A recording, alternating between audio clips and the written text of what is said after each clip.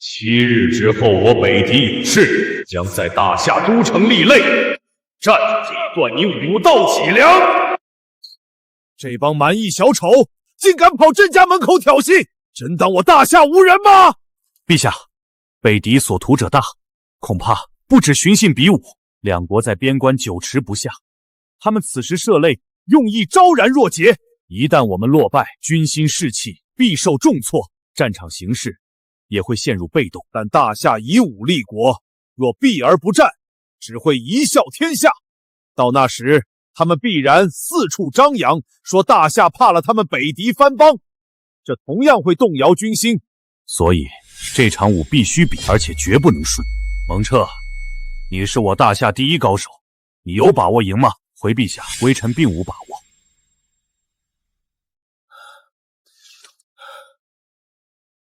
连你都没把握，怎么比？微臣无能，让陛下失望了。但事关国运，臣不敢妄言。那大夏第一不过是虚名，何况我们这次面对的并非一国，而是5国联手。5国联手，正是。臣已调查清楚，表面上是北狄设擂，实则汇集了5国顶尖高手。这是蛮夷5国盯准我朝软肋发起的一次总攻。难道只能眼睁睁认输不成？朕实难接受。想要破局，除非我大夏有一个真正的天下第一，足以碾压5国高手。可真有这样的高手吗？郡主，您看那个人。听闻阁下从无败绩，人称百胜公子，兄弟们不信邪，特来讨教。一起上吧。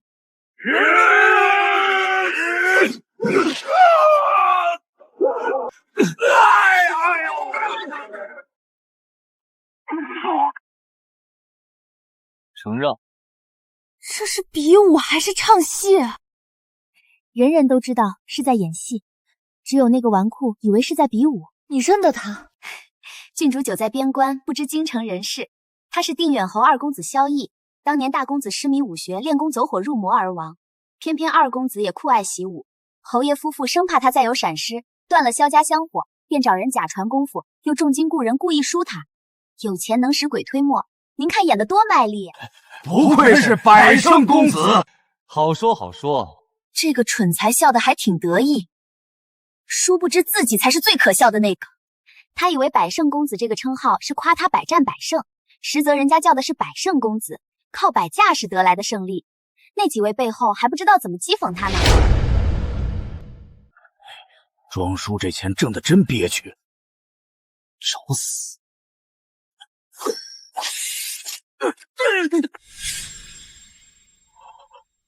飞花伤人，世间真有这等神奇武功，我还以为只是传说。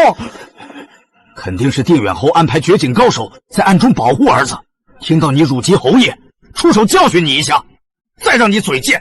快逃！你们只不过演了一场戏，就受不了了。可我已经演了10年，又当如何？萧少这功夫真如陈年老酒，靠后劲都能让那3人跪倒，实在令人叹服。那3个家伙不会是收了双份赏银吧？都出门了还要加演一次？要我说，萧少这身功夫已经不在大夏第一高手蒙冲之下了，不是更胜一筹。我呸！就你这个草包，给蒙冲提鞋都不配。说得好，本少今天高兴。小七，打赏。好嘞，不就是拼演技吗？看谁拼得过谁。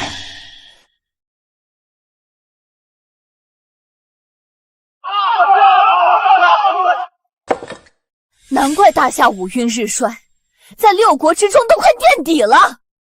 武勋重臣之后都成了这种货色，武运怎能长久？郡主息怒，这萧绎应该只是个例。可他招摇过市这么多年，竟然无人揭穿，这就令人不寒而栗了。谁敢啊？定远侯早就放过话，谁捅破此事，他绝不轻饶。别人怕他定远侯，我可不怕。我现在就去拆穿那个草包。郡主不可，您承袭父位，当以大局为重，岂可轻易得罪朝廷重臣？萧少，您这无敌身手怎么练成的？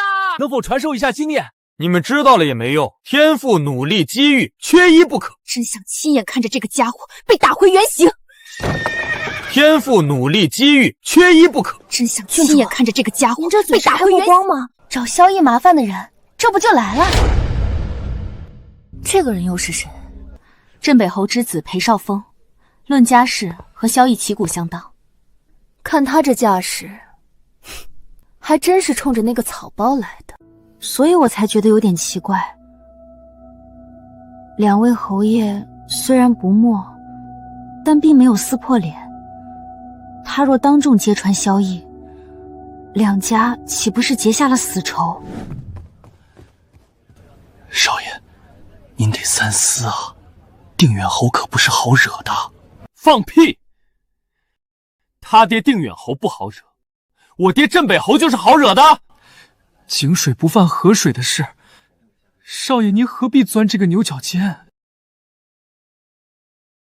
实话跟你说吧，本少赌钱输大了，欠了5万两白银，这么大的窟窿，让我爹知道，非打死我不可。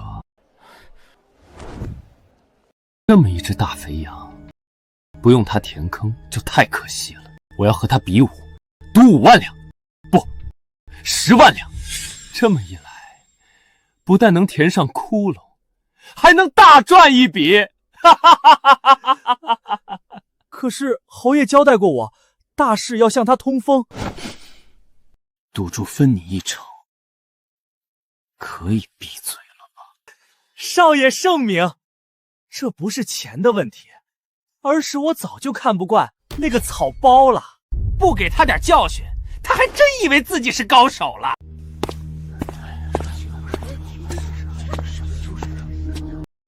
萧少，久违了。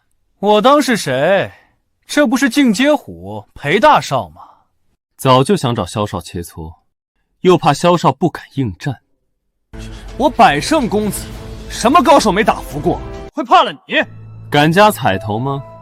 输了10万两，有何不敢？赌就赌。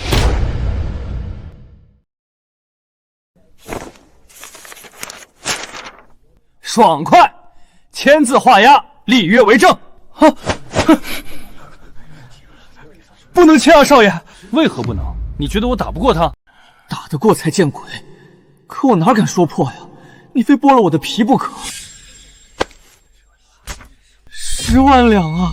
我眼睁睁看少爷捅这么大篓子，侯爷非抽了我的筋不可。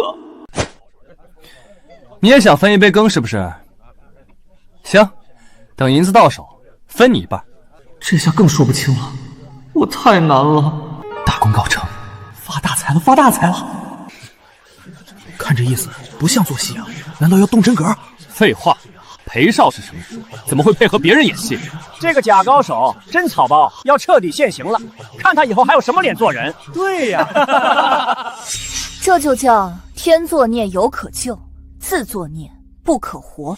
郡主希望他输，这种欺世盗名之徒，不应该有这种下场。可萧逸虽然是草包，却没干过什么坏事。倒是那个裴少峰五毒俱全，仗着镇北侯的势力，欺男霸女，无恶不作，人送外号进阶虎，是公认的京城首恶。现在您还希望他输吗？我希望谁赢有用吗？那个裴少峰一看就武功不弱，萧逸那个草包哪有半分胜算？这倒是，裴少峰的功夫在权贵子弟中堪称翘楚。他的舅舅蒙彻是大夏第一高手，平时没少指点他。萧逸在他面前无异于猫爪下的老鼠。我这一拳下去，你会变成另一个人，你信吗？变成你爹吗？那我可得好好管教你，逼你干点人事。找死！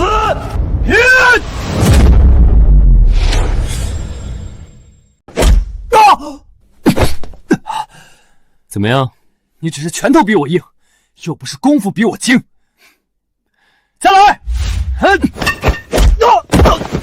你输了，你比我想象的更废，对付你都用不着什么功夫。我不服，我是自己绊倒的，又不是被你打倒的，凭什么算你赢？不好，那你起来再比啊！你都被我踩在脚下了，还有脸和我论输赢？那我们再比一场，这次赌30万两，不，50万两。当真？谁不敢比谁就是孙子！有本事放我起来！准备赌气！50万两，这可是整个侯府的家底了。不行，哪怕捅破这件事，我也得拦住少爷。少爷，少爷，不能再赌了。我跟您说实话吧，其实几辈子难遇的发红财机会，绝不能让这小子搅黄了。完了，彻底完了！定远侯英雄一世，怎么生养了这么一个蠢材？我都要被气死了！有什么可气的？一个蠢，一个坏，狗咬狗罢了，与我们有什么相干？走吧。您不看了，还需要再看下去吗？别污了我的眼睛。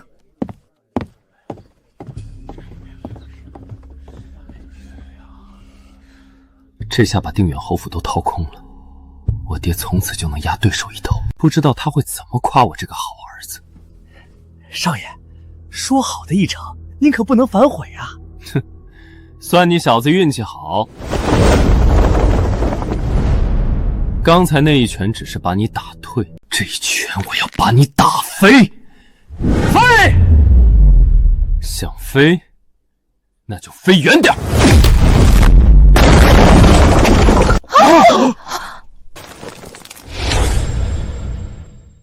出什么事了？这么多人在惊呼，要不要过去看看？有什么可看的？无非是那个草包被打得更惨了，说不定命都丢了。咎由自取，没人救得了他。走吧。不可能，这不可能！刨去你赢的10万两，还欠我40万两，回头我派人去取，记得把你那狗窝腾一腾，要不然20万两白银可没地方放。娘哎！我不是在做梦吧？少爷，比啊！您再跟他比啊！原来这才是他的真正实力。原来他不是被扮成老虎的猪，是在扮猪吃老虎。原来我不是挖坑埋他，是在埋自己。少爷，你不能认输啊！那可是40万两，整整40万两啊！侯爷知道了会气疯的。谁说是40万两？别忘了扣掉你那一成。少爷，你刚才可没说输了还得我出钱啊！废话，你不知道什么是赌吗？哪有光捡便宜不担风险的好事？天啊，就是把我榨干了，也凑不出这么多银子啊！走吧，这事儿别告诉我父母，要不然有你受的。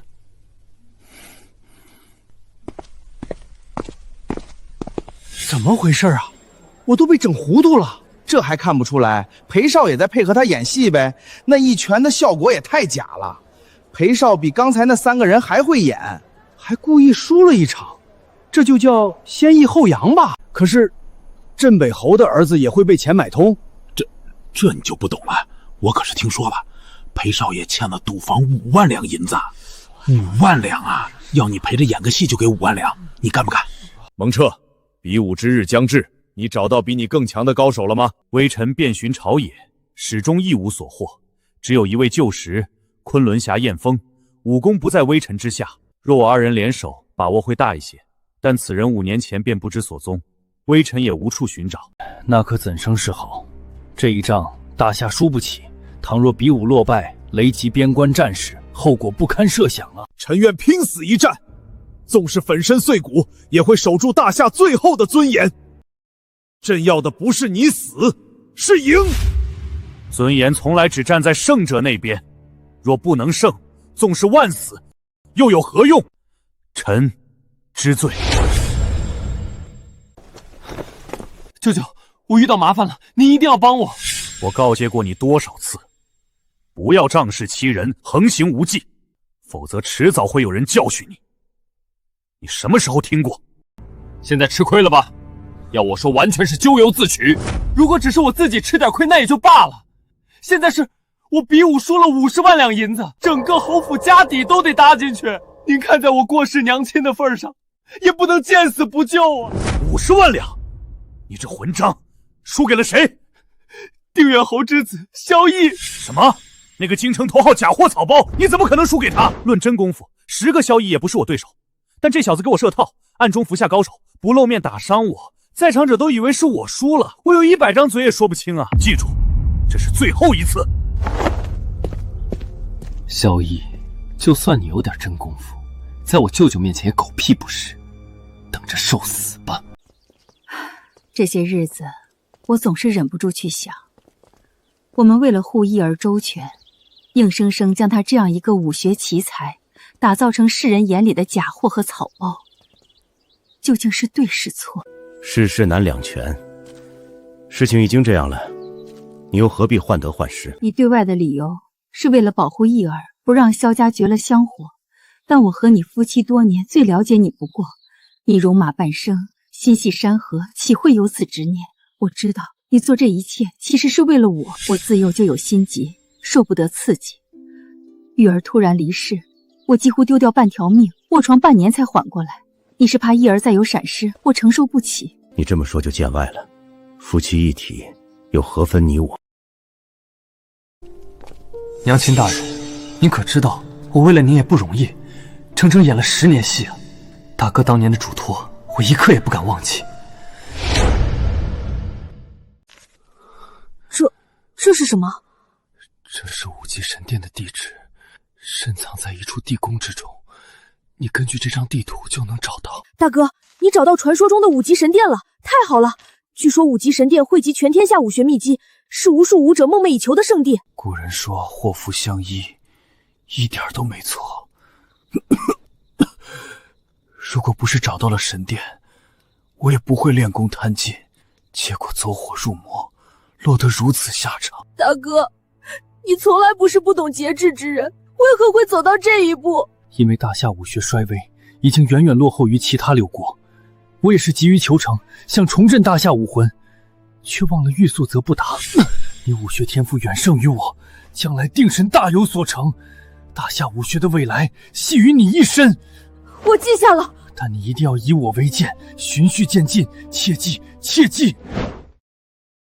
我走之后，父母也许会阻止你练武，你可以偷偷练，千万别和父母硬来，尤其是娘亲，她再也经受不起打击了。大哥，我可以骗过天下人，唯独骗不过自己。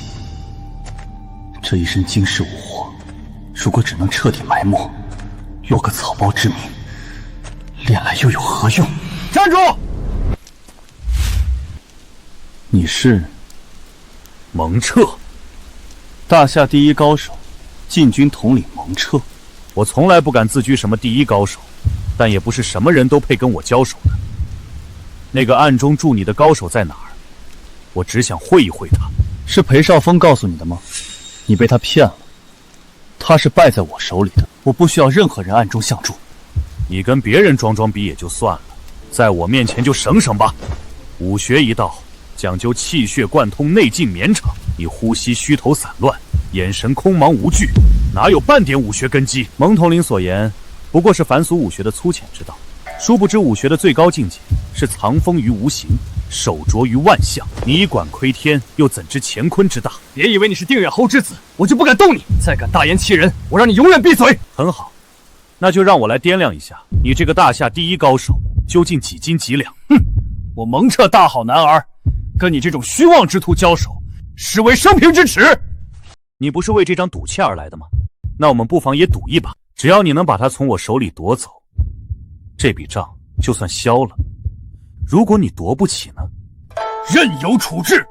哼，那就请吧。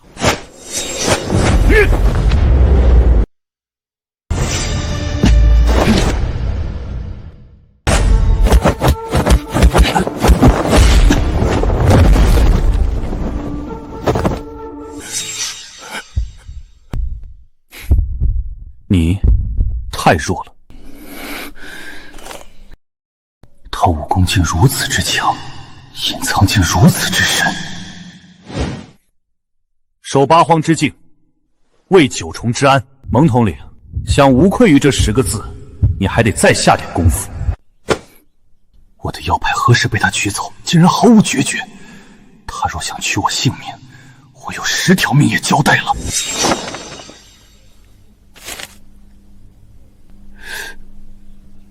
你这又是何意？输了任由我处置，那就帮我去倒债吧，40万两白银，1两也不能少。天佑大夏，天佑大夏！舅舅，怎么样了？毒气呢？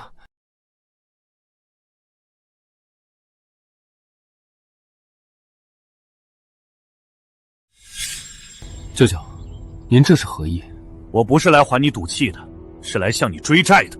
40万两由我代为收取，转交萧逸。什么？我没有听错吧？你可是我亲舅舅，怎能胳膊肘往外拐？不止你输了，我也输了。如今我只能听命于他。这，怎么会这样？这笔债你扛不起，去通知你爹吧。我还要去宫里一趟。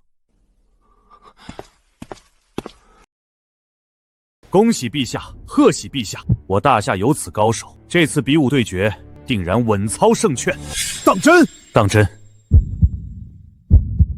那个萧逸的武功，连蒙统领你都有所不如。岂止是有所不如，只能说望尘莫及。不瞒陛下，臣和他交手后的感觉，如井蛙初见瀚海，方知天地辽阔。朕现在就要见他，传朕的旨意。陛下且慢。哦，这萧逸多年来一直隐藏实力，精心伪装成一个草包。微臣不知他有何苦意，但万一他在陛下面前仍不肯卸下伪装，反倒麻烦了。届时他再想展露实力，便有欺君之嫌。那依你之见，陛下可以下一道旨意，命朝臣子弟必须参与这次比武对决。只要萧逸在场，我们就能立于不败之地。如果他比武时仍然不肯展露实力，又当如何？陛下放心，武功练至绝顶者，胸中必有浩然正气，他断不会任由母国受辱而无动于衷。届时我也会全力出战，力保大夏颜面不失。想过我蒙彻这一关也没那么容易。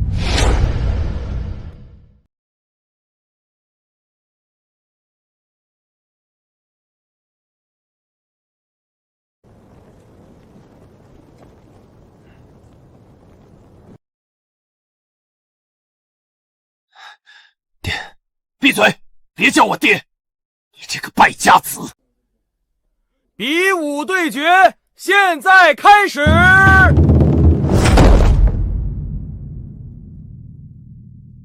哪一位是蒙彻？上台吧，其他人就不用白白送死了。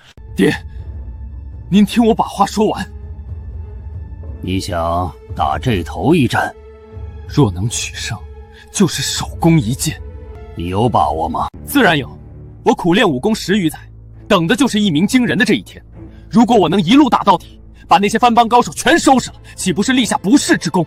到那时，您还会怪我输了区区40万两白银吗？您瞧好吧。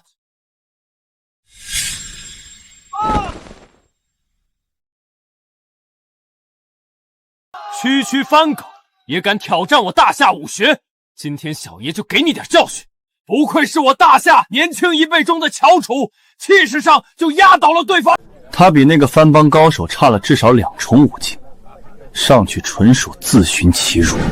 来吧！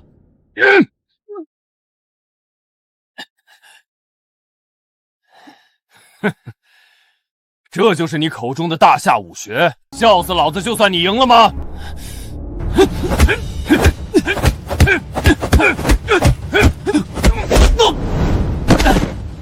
去死吧！在下蒙彻，请赐教。等的就是你！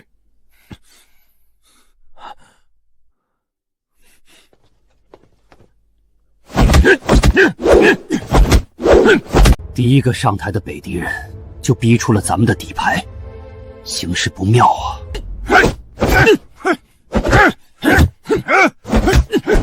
那个人的招式好生凶猛，蒙头领在步步后退，他千万不能输啊！蒙彻以退为进，10招之内就能拿下那个人了。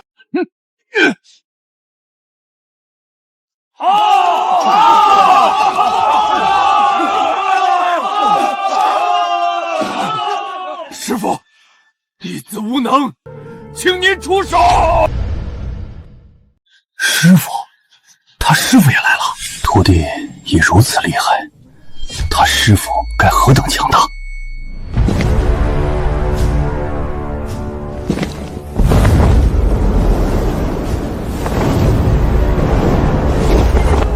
阁下是赫连斩。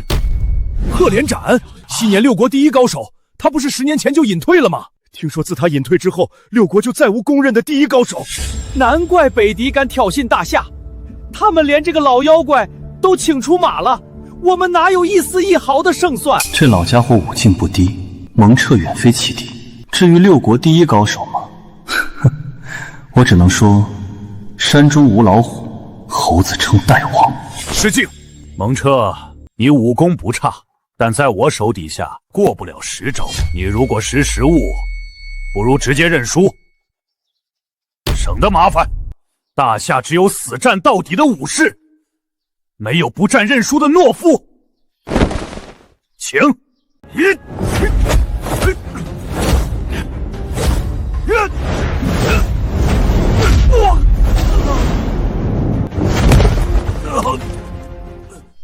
6招，我高看你了。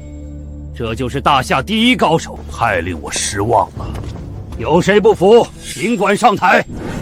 不是自称泱泱大夏吗？不是号称以武立国吗？这就被打服了，一帮废物！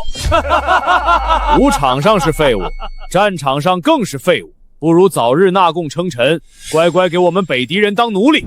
还不够，必须让大夏皇帝行牵羊礼，光着膀子绑了双手，跪迎我北狄大军。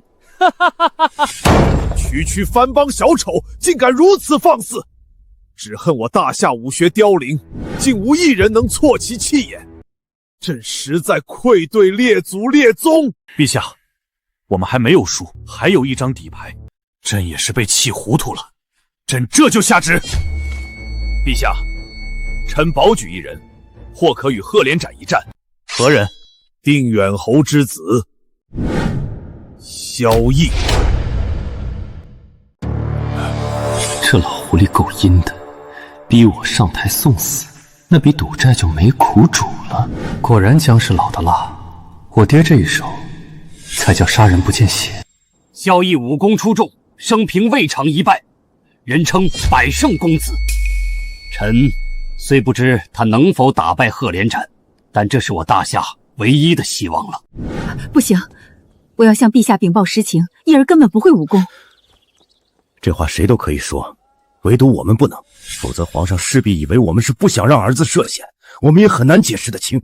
难道眼睁睁看着义儿白白送命不成？朝中知情者不少，他们会出声反对的。陛下不可，镇北侯是被表象所惑。据臣所知，这百胜公子之百，并不是百战百胜之百，而是百酒设宴之百。此人根本不懂武功。当年定远侯痛失长子，生怕次子再重蹈覆辙，于是找人假传武功，又雇人比武故意输他，打造了一个假高手出来。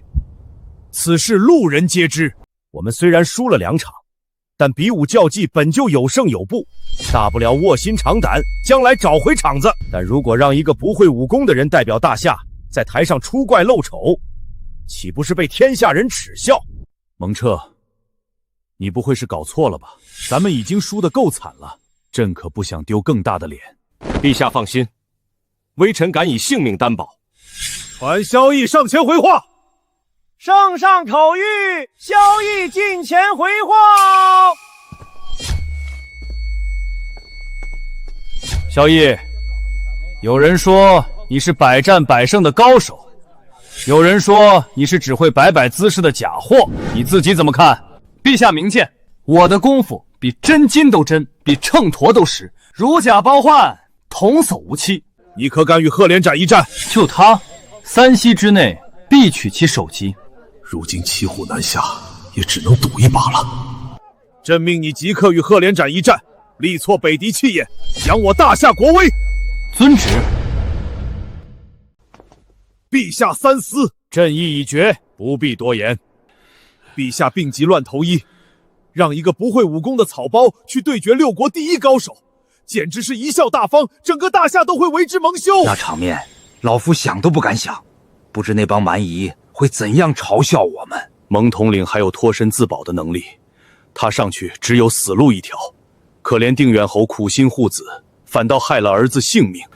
夫人，侯爷，你得想想法子，救救我们的义儿啊！生命难违，也许这就是义儿的宿命吧。这孩子怎么这么傻？诸位大臣已经说破真相了，他为什么就是不信？这不怪义儿，只怪我们。我们用了10余载时间，将他包裹在谎言里，让他相信自己是高手，他怎肯轻易接受现实？如果让他知道事实，那估计比杀了他还难受。事已至此，就更不要点醒他了，就让义儿带着那份骄傲，为我大夏尽忠吧。好，儿啊，你就大胆的为大夏的荣耀而战吧。爹娘，我马上就要登台了，二老可有什么嘱咐？我只有一句话，无论结果如何，你都是萧家的好儿郎，是爹最大的骄傲。娘等你得胜归来，做你最爱吃的桂花羹。义儿，让娘再好好看你一眼。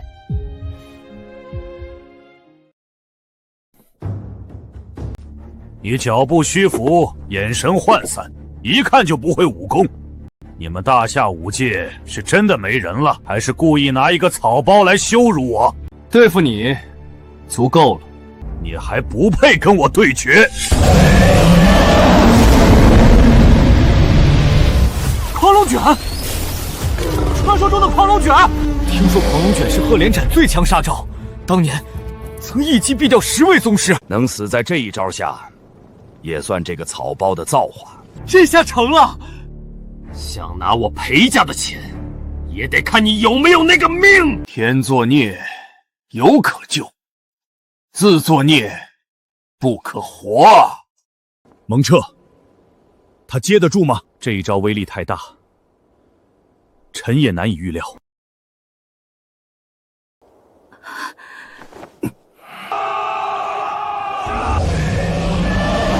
雕虫小技，也敢现眼？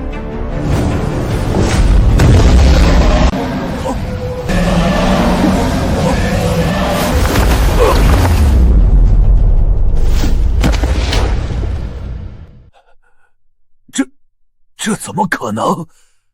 你怎么可能一招破掉我的狂龙卷？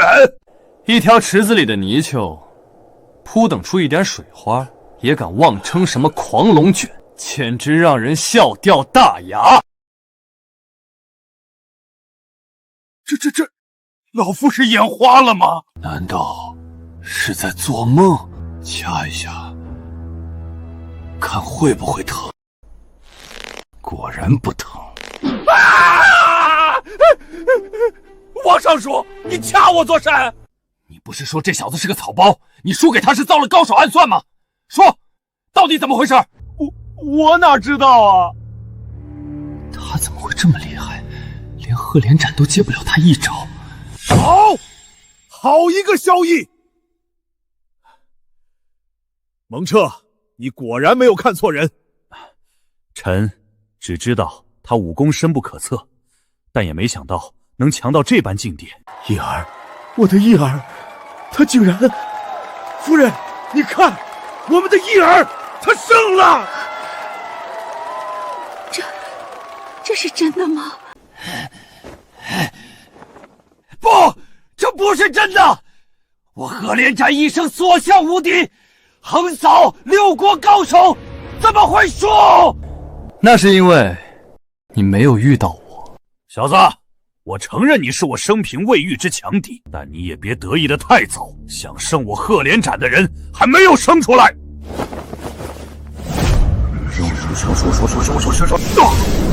师父，万万不可！这破镜焚元大法虽可让自身功力提升10倍，但只能维持10分钟，却会损失10年寿元，不可轻用啊！住口！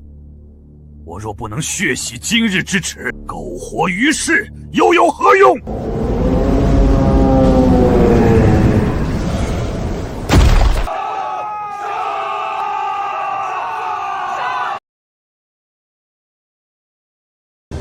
叶儿，小心！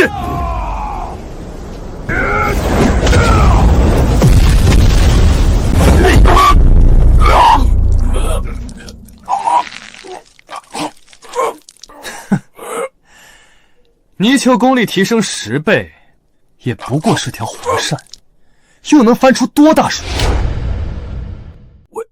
为什么？你为什么会这么强？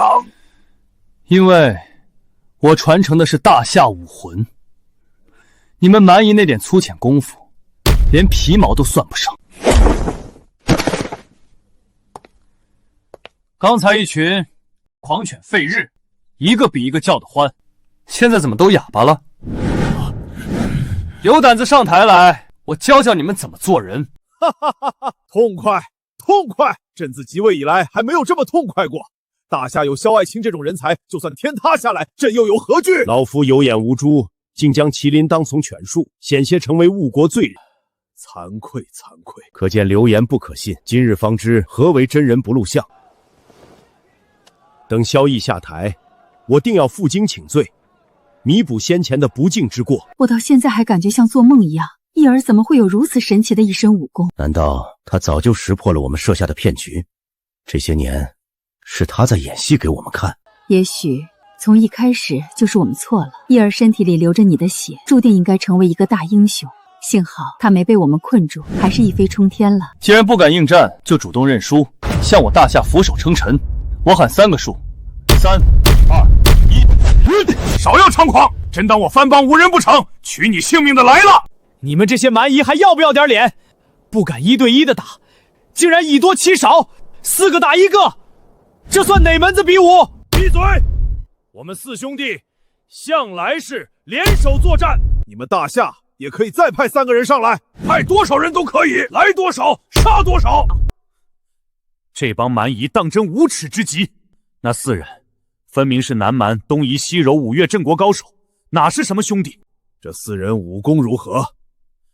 虽然比不了贺连斩，但至少不在微臣之下。他们就是笃定了大夏派不出同阶高手，才敢这么猖狂。若不是微臣有伤在身，也许还能上去帮萧绎一把。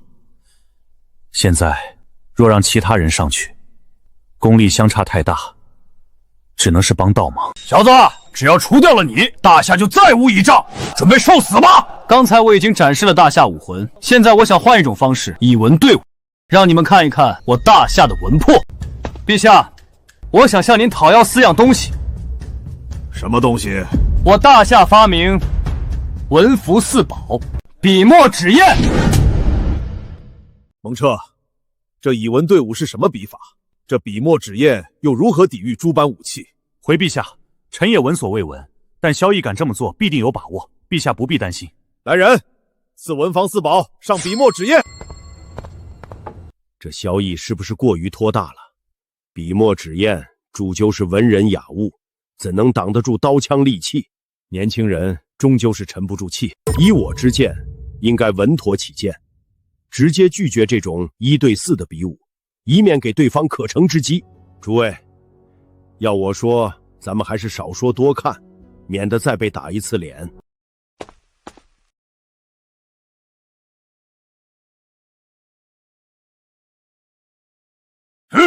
夫人，你背过身去。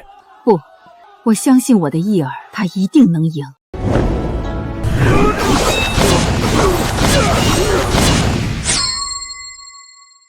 这下他死定了！再让他装逼！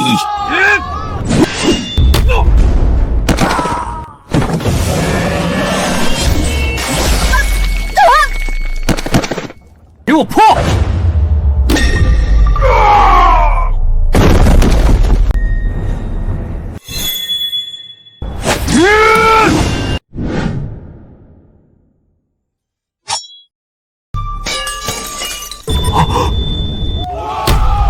天啊！他用宣纸砍断了利刃，他还是人吗？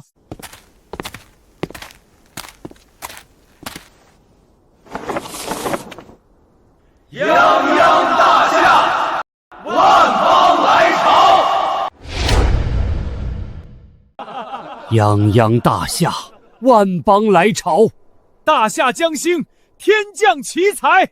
萧绎说射落太阳，老夫也不怀疑。丁远侯，今日我朝大胜，你当记首功。全赖陛下洪福，犬子侥幸，臣何功之有？生养这么好的儿子，就是奇功。陛下，臣幸不辱命。萧爱卿，你想要什么封赏，尽管开口，朕无有不允。为国尽忠是本分，不敢讨赏。不过有一事，想请陛下帮忙。何事？镇北侯之子欠臣1大笔白银，赖着不给，竟有此事。臣可以作证，确有此事。镇北侯，朕限你3日内将所欠银两尽数送至萧绎府中，少1分，朕便治你教子无方之罪。臣遵旨。萧贤侄，看在我举荐的份上，减免一些。你借刀杀人，当我看不出来？用不用找陛下评评理？不用，不用。爹，以后别叫我爹。看看人家萧绎，我没你这种败家儿子，你怎么不去死？爹娘，让你们担心了。义儿，你刚才有没有受伤？让娘好好看看。惊世武功从何处学来？爹娘，有话回去再说。原来是这样，如今看来你哥哥才是对的。你本就该是翱翔9天的雄鹰，又怎能把你打造成樊笼中的雀鸟？是爹娘糊涂。义儿，这些年苦了你了，明明有绝世身手，还得委屈自己配合我们做戏，装成一个草包，受尽万人嘲笑。娘，我唯一担心的就是您的心急，现在您可以放心了，普天下再没人能伤到您儿子。你接下来的路并不轻松，皇上一定会对你委以重任。奉陛下口谕，宣萧绎即刻进宫见驾，不得耽搁。朕本想利用这次比武大胜，击溃北敌军心士气，化作战场上的优势，没想到这帮蛮夷竟如此狡猾，肆意颠倒黑白。陛下，他们对外宣称是我们释放毒烟，让他们的高手内力尽失，然后故意派出一个草包击败他们，只为最大程度羞辱他们。可恶！他们非但将败绩推得干干净净，反倒倒打一耙，无我大夏胜之不武。关键萧绎确实是名声在外的百胜公子，这次的表现又太过不可思议，所以别说蛮夷居民对那种说法深信不疑，连我大夏居民也以偏信者居多。陛下不必担心，北境有凌霜郡主镇守，在战场上并不落于下风。如今带兵征战有郡主，以武护国有萧绎，可保大夏无虞。若是将他们合二为一，岂不是两全其美？陛下的意思是，凌霜身担守土之责，系国家安危于一身，身边正需一位强者护持。萧绎虽有绝世武功，仍带着纨绔习性，更需一份入心的情谊，才能让他担起责任。一朕之见，最好的法子便是赐婚。赐婚？陛下，这不太好吧？臣跟这位郡主连面都没见过。放心吧，朕这位侄女文武兼备，又有倾国之貌，配你绰绰有余。可是朕意已决，莫非你想抗旨不成？臣遵旨。郡主不日回京，我派你去北境接她，沿途正好培养一下感情。郡主，这次比武竟然出2个版本，都把我搞糊涂了。您信哪一个？从感情上讲，我更愿意相信大夏高手连压其他5国是真的，可现在是不可能的。大夏武学衰退已久，怎么可能做的？这么做虽然胜之不武，但我明白陛下的苦衷，他总不能眼睁睁看着比武一败涂台，打击军心士气，影响战场形势。但从长远看，把一个草包打造成英雄，毁掉的是大夏武学的根基。可惜这不是我能阻止的。那个家伙运气真好，但我对他只有更增厌恶。别让我看到他，否则……郡主，陛下派来保护您的高手已经到了门外。有请。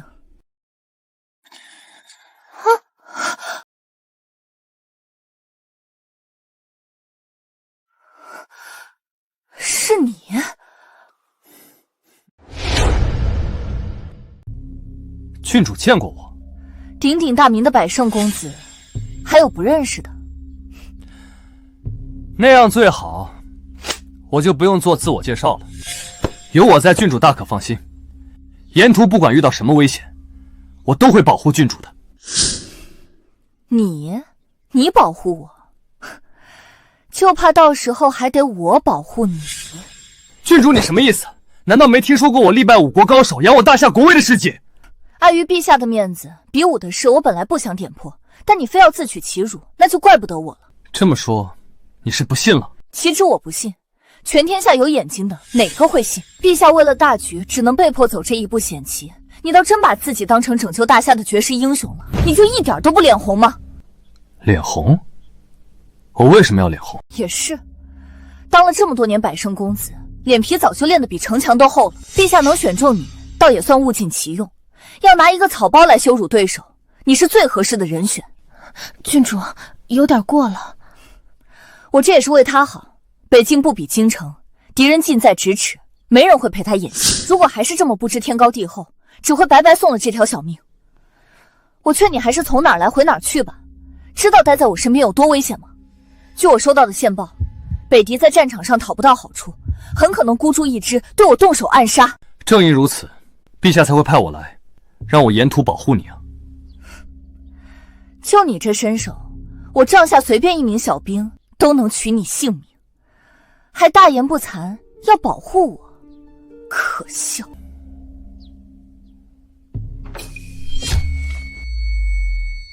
谁？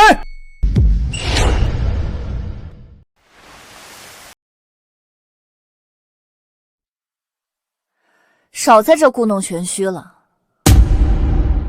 我都没听到动静，你能听到什么？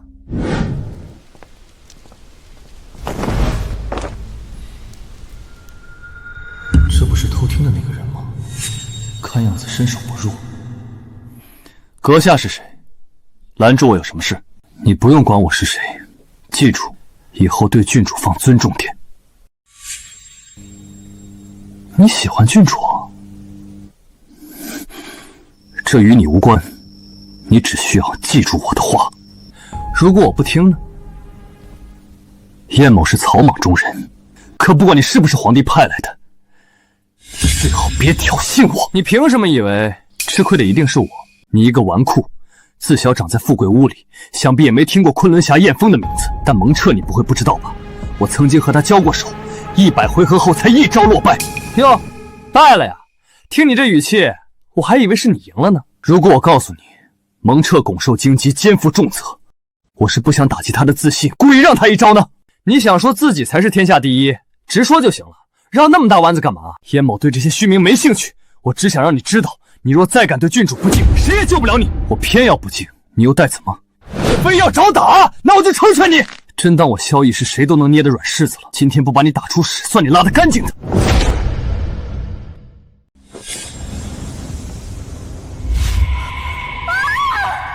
郡主休慌，我来了。郡主，发生什么事了？没什么，趁着这月色好，我想练会儿剑，不曾想踩到坑里，把脚崴了一下。要不我帮你敷点药？不用了，燕大哥，我休息休息就好了。你也早点安歇吧。好。这莽汉脑子不大好使，郡主说的明显是假话，他居然一点都不怀疑。郡主，刚才是怎么回事？你好好练着剑，为何会痛呼出声？我也不知道，胸腔里像是被烧红的针扎了一下，疼得实在顶不住。要不还是别练了吧？不行，我绝不能半途而废。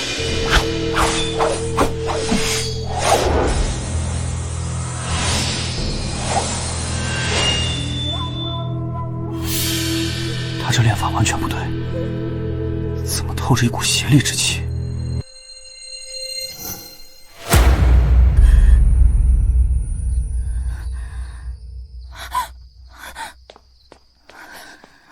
郡主，这到底是什么功？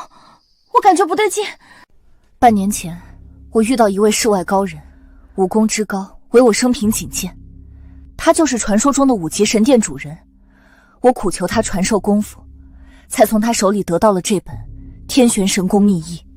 五级圣殿的主人明明是我，殿中从无什么天玄神功。这个人居心不良，分明是想谋害郡主。不管什么神功，也不该损及身体，练得口吐鲜血啊！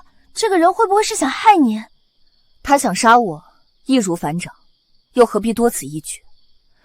据这位世外高人所言，我天赋极高，进境也会很快。一旦练成天玄神功，便会天下无敌。只是中间会有一些反噬，不必介怀，苦练就好。可您坐镇边关，本已心力交瘁，何苦再这么逼自己？不逼自己能行吗？敌人在战场上占不到便宜，已经把我当成诛杀目标。我安危事小，但若影响到大夏安危，那就是大事了。不是还有燕大侠保护您吗？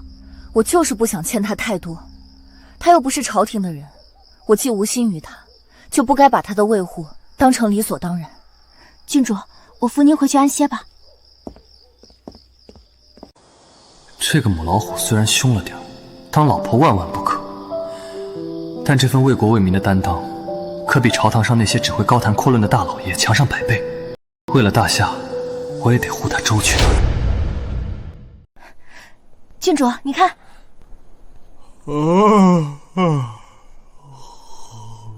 还有多久才到客栈？本公子的腰都快被颠断了。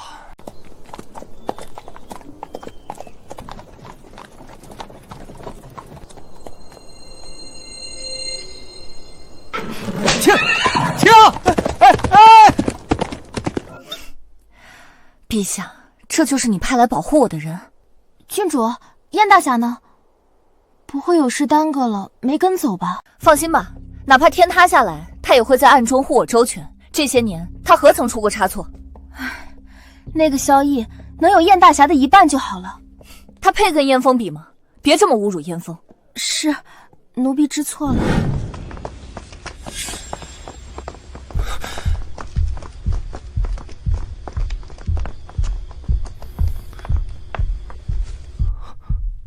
有人，还不止一个，听动静全是高手。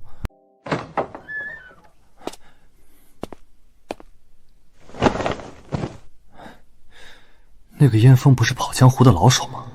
怎么连这点警觉性都没有？这回倒是冤枉人家了。我的听力10倍于常人，又岂是寻常江湖人可比？也罢，待解决了他们，再去睡回笼觉。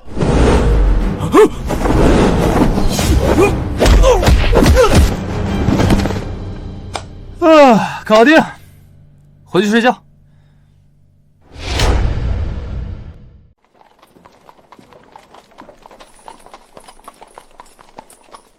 郡主，过了前面的山谷就是官道了，这一路也没遇到什么危险啊。十有八九是被燕风暗中打发掉了，他从来就是这样低调，该做的事儿一样不少，却从不居功。不像某人，这位少爷回去后一定会向皇上大力邀功，说我平安到京全是他的功劳。世道就是如此黑白颠倒，让人心中不平。这位郡主还不知道怎么损我呢，他哪知道我已经帮他打发了6路人马。他倚重的那位大侠，当时和他一样在睡梦中呢。北狄绝不会半途而废，这里倒是个设伏的好地方，恐怕……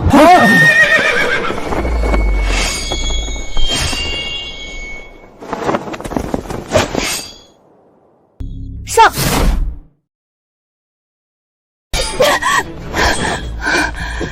个个是万里挑一的高手，看来又是集合了5国精锐，郡主这边根本顶不住。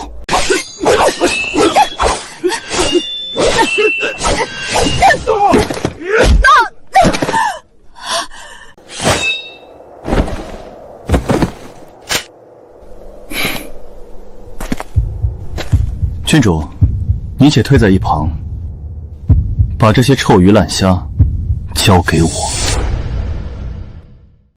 滚开！想白白送死吗？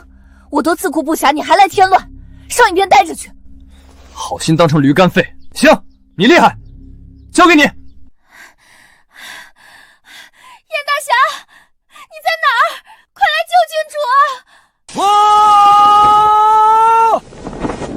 郡主休慌，燕某来也。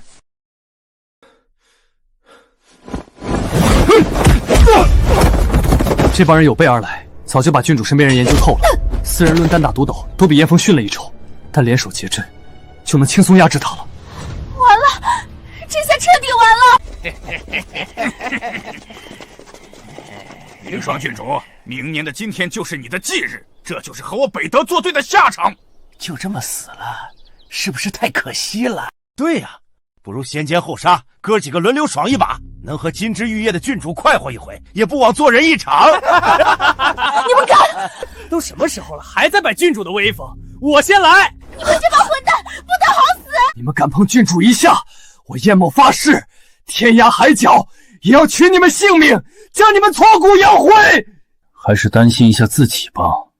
你以为你今天能活命？这小子好好躺着不行吗？以指为剑，以剑御气，破！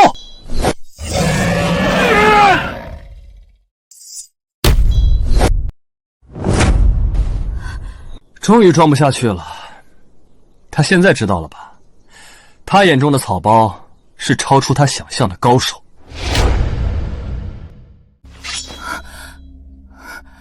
郡主，这是怎么回事？他们几个怎么死的？是剑伤。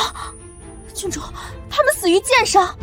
刚才他扑向我时，我胡乱挥出一剑，难道这一剑竟有如此威力？天旋神功，意随心动，一招攻成剑气重红。难道在生死关头，我突破了禁锢，练成了神功？我靠，这也行？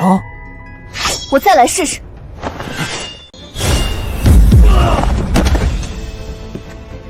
我成功了，我真的成功了！看来大夏当幸，连老天爷都在帮我。再让你们见识一下我的天旋神掌！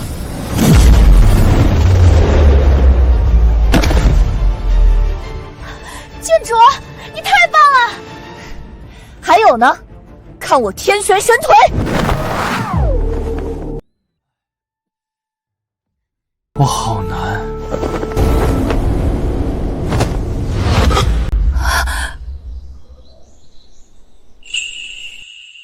还不算太傻，终于知道是谁在帮他了。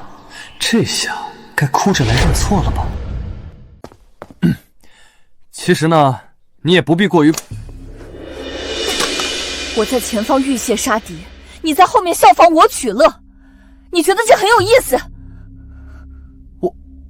我效仿你？你刚才不是在模仿我，是在干什么？你真是没心没肺！如果我输了，所有人的命都会丢在这里，你也不例外。郡主，何必和这种人计较？恭喜你练就绝世神功，燕某自愧不如。太好了，郡主，你以后就是天下第一了。还有没有天理了？不过这样也好，他不是讨厌以前我那假高手吗？那如果把他也变成假高手呢？走啊，还愣着干什么？躲在女子身后的萧大金雄。这第3只鸟最有意思，俗称请君入瓮。他不是骂我假高手真草包吗？那就让他自己充当一下这角色，看他清醒后如何自处。郡主，先行一步，后会有期。打住，一切到此为止，我可不想再见你。那可不好说，说不定我们很快就会再见面。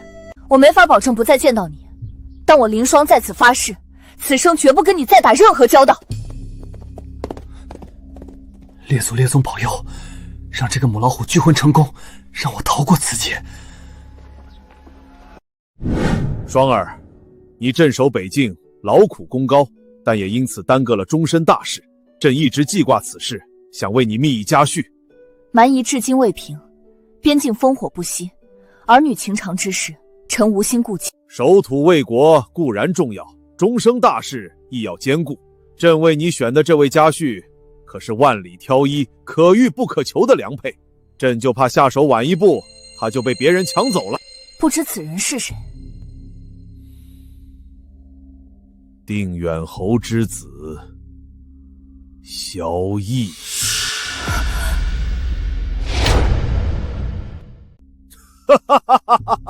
怎么，高兴傻了？不敢相信是真的？君无戏言，朕岂会骗你？陛下，此事万万不可。有何不可？这萧逸是天字第1号草包，臣哪怕终生不嫁，也绝不能嫁他。真人不露相，那是他的伪装。如果他是草包，又怎能力胜5国高手，扬我大夏国威？那是陛下您为震慑藩邦所用的计谋。萧逸不过是捡了个便宜，臣虽身在局外，又岂有不知之理？身为3军主帅，你不信朕，却相信敌国编造的谣言，你太令朕失望了。朕意已决，不日为你2人完婚，你回去准备准备。臣宁死不从，求陛下收回成命。你敢违抗朕的旨意，是自觉手握兵权，羽翼已成，不把朕放在眼里了。臣一片忠心，日月可见，但萧逸是臣最厌恶之人，臣万难接受。求陛下看在臣亡父的情分上，收回成命。朕和你父亲自幼感情就好，他走得早，你兄长又莫名失踪，你继承父位镇守北境，劳苦功高，为公为私，朕岂有不眷顾你之理？正因如此，朕才千挑百选，为你觅得佳婿，你却质疑朕的用心，错把美玉当顽石，让朕好生难过。陛下九五之尊，绝不至于信口雌黄。难道比武的事是定远侯一手布局？那可不好说，说不定我们很快就会再见面。连皇上都蒙在鼓里，真把那个一无是处的草包当成了力挽狂澜的英雄。陛下，说到底，我跟您的分歧是萧逸武功之真伪，何可以最直接的方式验证？你的意思是？恳请陛下恩准，比武定夺婚事。荒唐！你是郡主，岂有大庭广众之下为自己婚事下场比武之理？臣无需亲自下场。臣有一位江湖朋友，武功不在蒙霜之下，臣想请他代为出战，一举定乾坤。倘若他败给萧逸呢？那臣绝无二话，甘愿奉旨完婚。如果萧逸输了，还请陛下收回成命，容臣一心肃守边关，不谈婚嫁。好，朕答应你。臣女告退。萧逸那个草包怎会是燕风对手？除非太阳从西边出来。和萧逸比武对决，纯属班门弄斧，普天下谁能赢得了他？除非他自己不想赢。速宣萧逸见驾。燕大哥，拜托了。击败萧逸那种草包，还需再三叮嘱。郡主，你是信不过我的武功，还是信不过我这个人？我对燕大哥是100个放心。只是此事关系重大，难免心里不踏实。燕某用性命担保，必让郡主得偿所愿。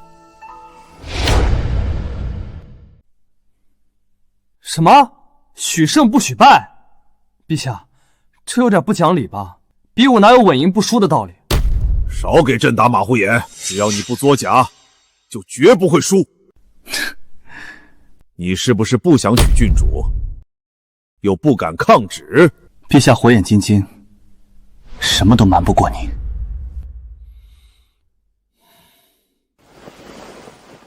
陪朕去御花园走走。你既有如此武功，眼界必然不俗。我大夏万里江山，你认为何处最难守？东西两境各有险隘，南境见远离蛮夷，暂时也无隐患。只有北境风言不息，关乎我大夏安危。那你可知道，凌霜一介女子，为何能成为北境主帅？北王镇边多年，深得居民之心，偏偏英年早逝，世子临阵又不成器，后来更是莫名失踪。唯有郡主能担起大任，换一个人很难得到北境居民认可。北狄正是深知这一点，才会千方百计想除掉凌霜。臣明白陛下的意思。您是想让臣牺牲小我，和郡主结成夫妻，这样才能日夜守护她，也是护我大夏安危。你只是说对了一半，朕不想牺牲你们任何一人。朕问你，你对凌霜印象如何？郡主什么都好，就是凶悍了一点。那是因为他肩上的担子太重，不能允许自己有丝毫的软弱。更是因为还没有一双坚实的臂膀，能让他温柔下来。相信朕的眼光，朕绝不是乱点鸳鸯谱，你们是天作之合。臣心中再无疑虑，定不负陛下所望。这会儿不说胜负难料了，现在臣唯一难以预料的就是那个硬汉输了会不会哭。哼！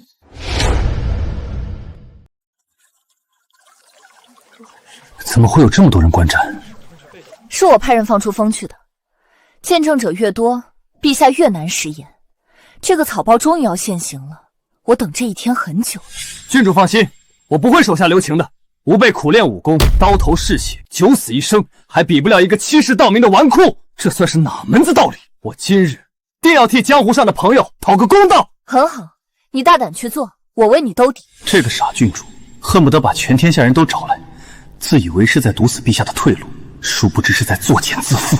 还有这个莽汉，功夫不怎么样，气势倒挺足，已经想好怎么收拾我了吧？那就来看看是谁收拾谁。你们说谁会赢？我压萧逸，那可是力败5国高手的存在。拉倒吧，谁不知道那是造假，假的不能再假了。要我说，肯定是燕风胜出。江湖上赫赫有名的昆仑侠可不是盖的。我看也是，假货碰上真货，注定要被打回原形了。上次你我本要动手，你运气好逃过一劫，今天我看你还能躲到哪儿去？那你有没有想过，真正逃过一劫的其实是你自己？你既然不知进退，非要找着丢脸，那就没人能救得了你了。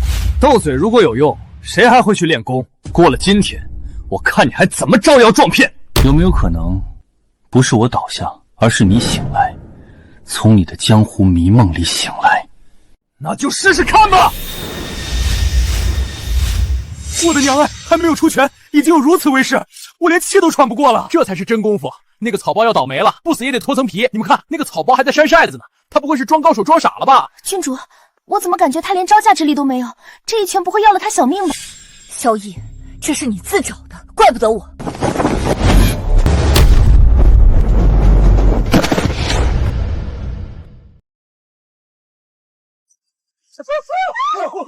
萧逸少爷，你没事吧？有点事吧？叶大侠，你没事吧？滚开！我的天！一掌击飞燕风，这是什么功夫？原来萧逸是真高手，看来力压5国也不是假的。这位昆仑侠也太不经打了吧！原来浪得虚名的是他！闭嘴！都给我闭嘴！假的，他是假的，我不可能输给他。真的假的咱不知道，咱就知道飞出去的是你。还比吗？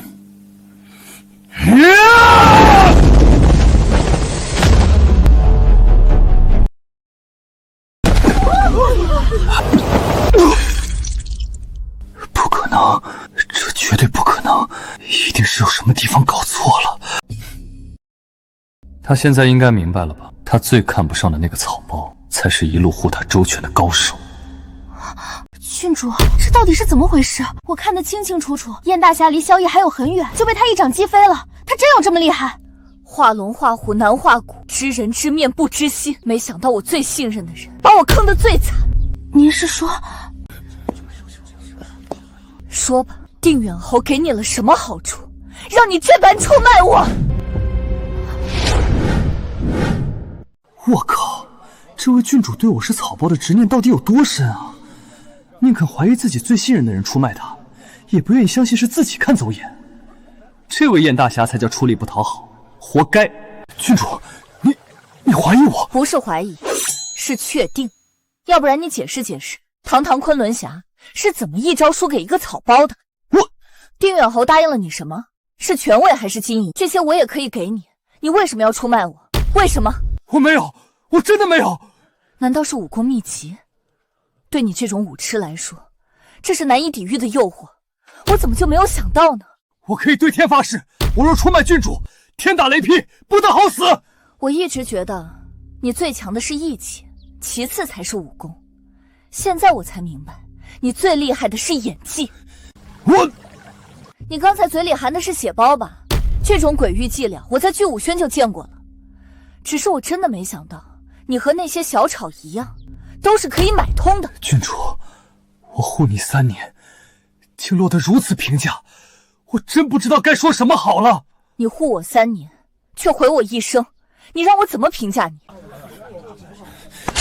郡主放心，我今天豁出这条命，也不会让你输。姓萧的，我不知道你耍的是什么鬼门道，但我这破空刀专斩一切邪祟。废话真多，不能利索点吗？来吧。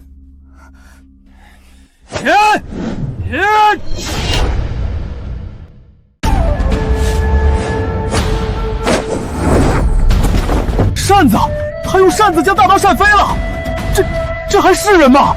难道真如郡主所言，这位燕大侠是被买通了，再配合演戏？我看也是，百胜公子的名号不就是这么得来的吗？是真是假我不知道，不过我知道，当着天下人，郡主这边肯定算输了。这下他想不嫁也不行了。郡主，你可别怪我，比武定终身是你的主意，许胜不许败是陛下的要求，我只能拿出真功夫了。真功夫？你可真有脸说！有本事和我比一场，敢吗？那我可不敢，跟你比，赢也是输，输也是输，赢了跪搓衣板，输了还好过点，我还不如直接认输呢。他这么耍赖有何用？我统领3军，什么样的对手没遇过？怎么就拿他束手无策？难道是我的克星？郡主，这件事我也只是顺势而为，不想高攀谁，也不想勉强谁。如果你实在不愿意，可以自己去找陛下。输了就是输了，我岂能不认？虽然你是靠无耻手段获胜，但谁叫我信错了人呢？我无话可说。郡主，我真的已经尽力了，你要怎样才肯信我？事已至此，何必再惺惺作态？你想要的已经到手了，我欠你的也还清了，以后别再让我看到你。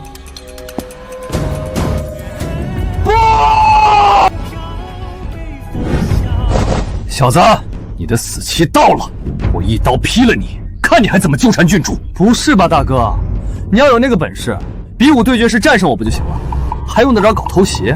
我想了好久才想通，在比武现场一定是有暗中伏下的绝世高手助你，才让我吃了大亏。但这里四近无人，我看你还怎么装！我算是明白了，装草段不容易，想卸去草段的尾帮更是难上加难。去死吧！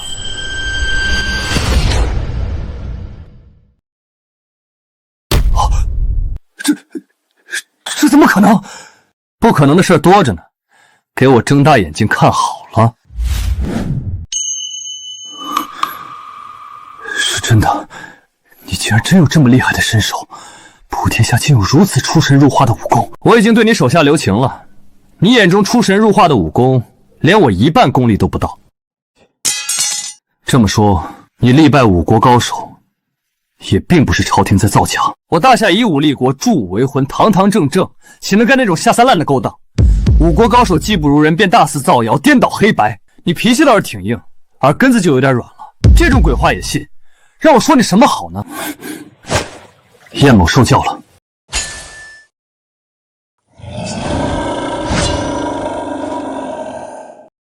这把龙牙宝刀是绝世珍品，我可不想做暴殄天物的事，还你。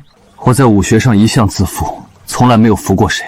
今天才知道，原来我一直就是只井底之蛙。这话蒙彻也说过，你们倒不愧是一对老对手。郡主那天突然神功大成，一举毙掉那么多高手，我一直觉得不合武学之道。现在看来，也是你在暗中相助。那不算暗助，算是直接出手了。本以为终于瞒不住了，不料郡主宁愿相信自己神功天成，也不愿相信我这个草包。我还有什么可说的？只好顺其自然了。你为什么不向郡主解释清楚呢？只需和他真正交手一招，他自然什么都明白了。郡主一向敬慕英雄，你为何宁愿惹他厌恶，也不愿揭示真相？你还有什么想说的，一并说出来。郡主现在把我当成见利忘义的小人，这比杀了我都难受。我希望你能帮我澄清，洗去这不白之冤。将来我会帮你澄清，但现在还不行。这个草包我还得继续办下去。为什么？现在敌国已把郡主当成眼中钉，一心除之而后快。他们越把我当成无用草垛，对我的防备就越松，我能发挥的作用就越大，也就越能护郡主周全。可是你身为绝世高手，被那么多人当成草包假货，面对数不清的嘲笑、轻视、唾骂，甚至还有枕边人的鄙夷，你真的不感到委屈吗？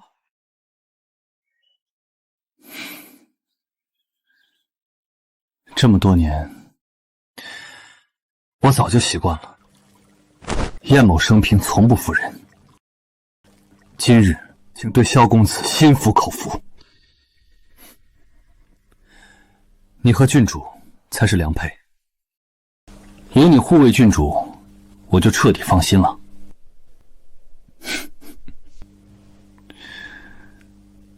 你是解脱了，我该进笼子了。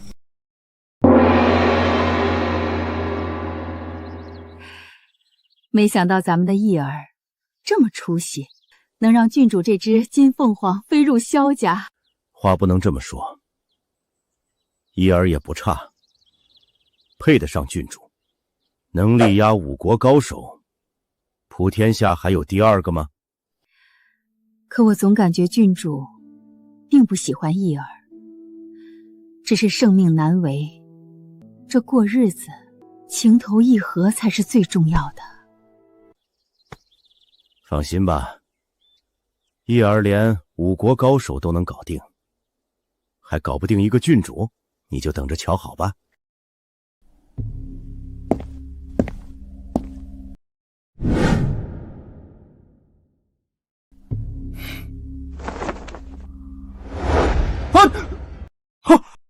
别以为我嫁给了你，你就能对我有非分之想。我要和你约法3章。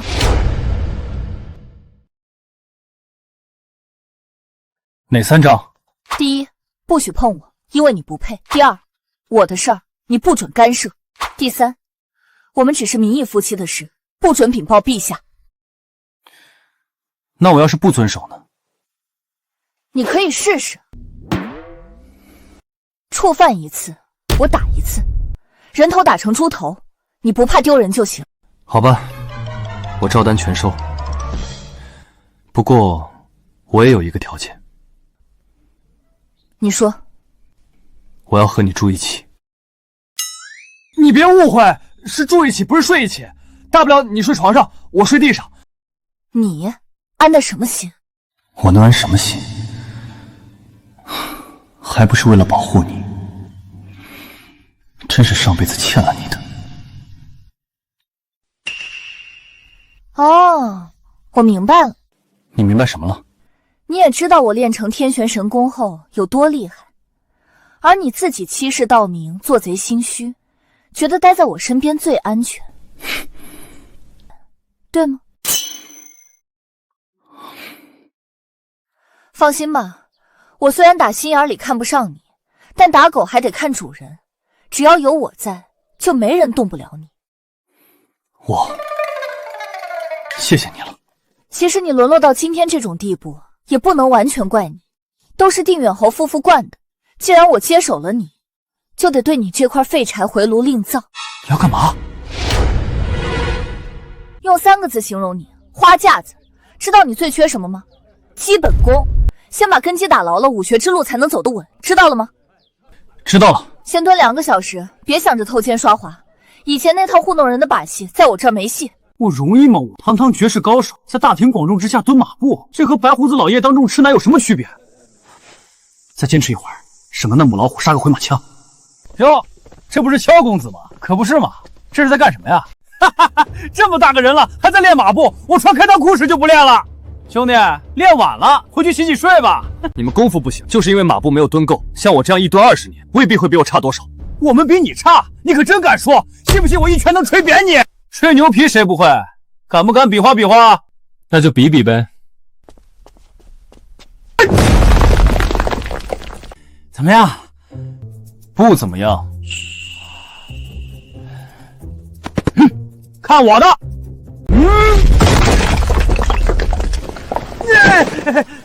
服不服？就问你服不服？我去，这都行。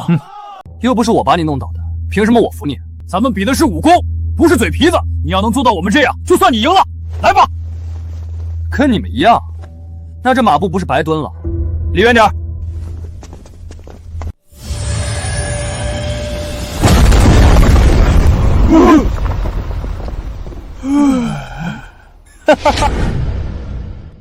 从今天起，我要每天蹲2个小时马步，不，3个小时。我要天天蹲，蹲10年，蹲20年，直到蹲成天下第一高手。你们就是蹲一辈子，也顶多练成蹲坑高手。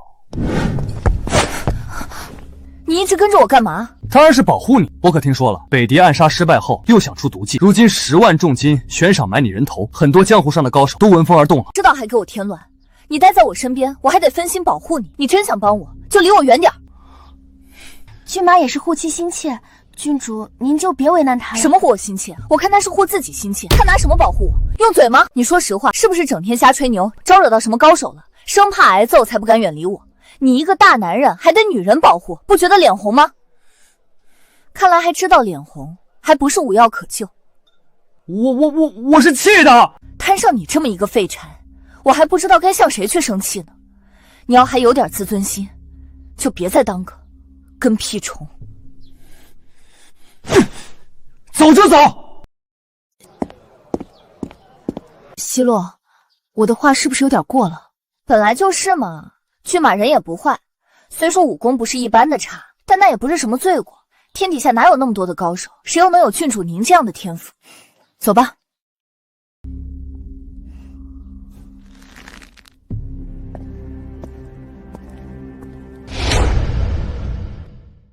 挂着骏马的头衔，却连人家指头都不能碰，费尽心思保护他，倒成了被他保护的男人。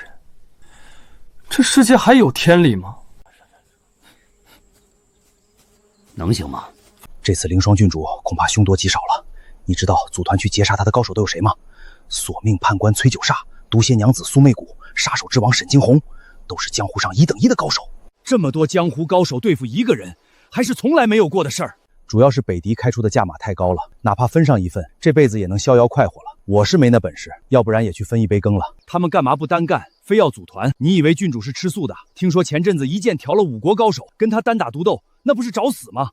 可惜了，郡主再厉害，这么多人一起上，他也得交代了。估摸着这会儿，他已经去阎王殿报道了。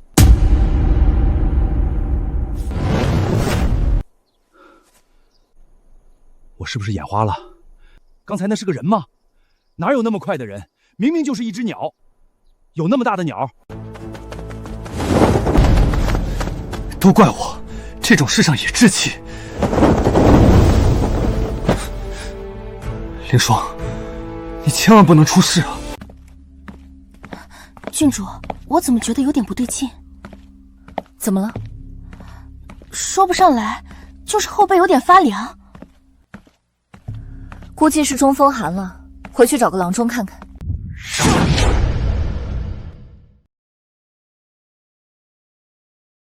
说好的一起动手，你们怎么言而无信？说的你出手了似的，乌鸦小猪黑，好意思吗？只怪大家都想到一起去了。郡主武功那么厉害，谁冲到前边谁死。那你说怎么办？10万两黄金不要了，那我们来干嘛的？我倒是有个主意，都知道骏马是个大草包，不如咱们把他绑了，用他胁迫郡主。好办法，就算郡主不会为他束手就缚，至少也会心神大乱，咱们的机会就来了。说曹操，曹操到，那个人就是骏马。太好了，真是人走时运，马走镖，运气来了，挡都挡不住。上！你们是冲着郡主来的，郡主人呢？果然是夫妻情深啊！我们绑了你，拿你要挟郡主，你说他会怎样？谢天谢地！这个人不光武功输水，脑子也进水了吧？咱们要绑架他，他还谢天谢地？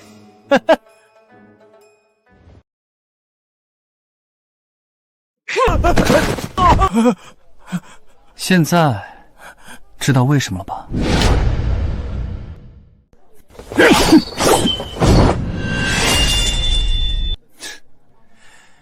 你这把剑可以当暗器用了。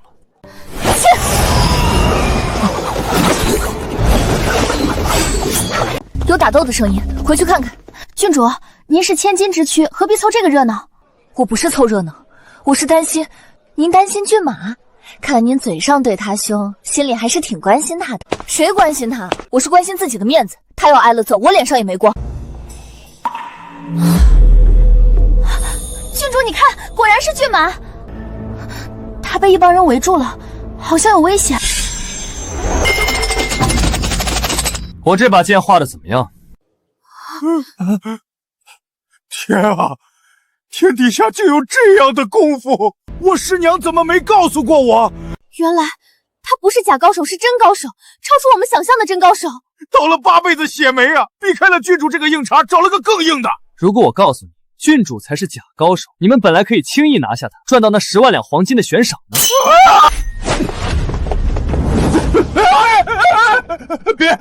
别废我们的武功！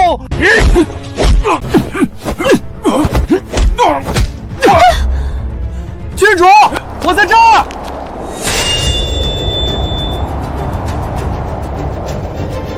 我看谁敢动他！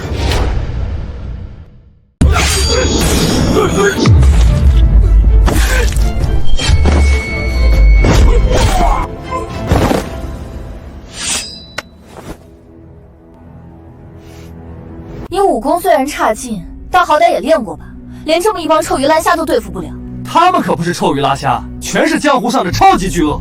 这个是索命判官崔九煞，那个毒蝎娘子苏媚谷，这位更是令人闻风丧胆，杀手之王沈惊鸿。可我为什么感觉他们那么弱鸡，完全不会武功的样子？我明白了，肯定是我的天玄神功又有突破。我越强，对方当然越显得弱了。有道理。现在明白了吧？自己强大才是王道，永远别指望别人。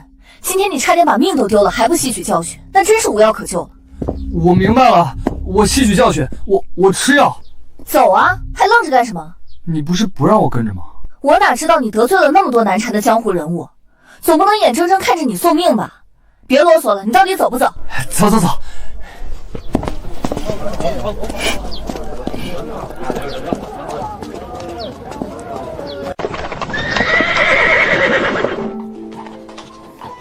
郡主，这一去北境，时间就不会短。您真的不带上骏马吗？带他干什么？我是去打仗，又不是去享受，差一个添乱的人吗？可你们是夫妻啊！骏马随定远侯夫妇回乡祭祖，不日即可回来，我们就这样不告而别吗？我这也是给他个台阶下。北境苦寒之地，连年兵戈不息，他一个富贵窝里长大的人，你以为他愿意去吗？好吧。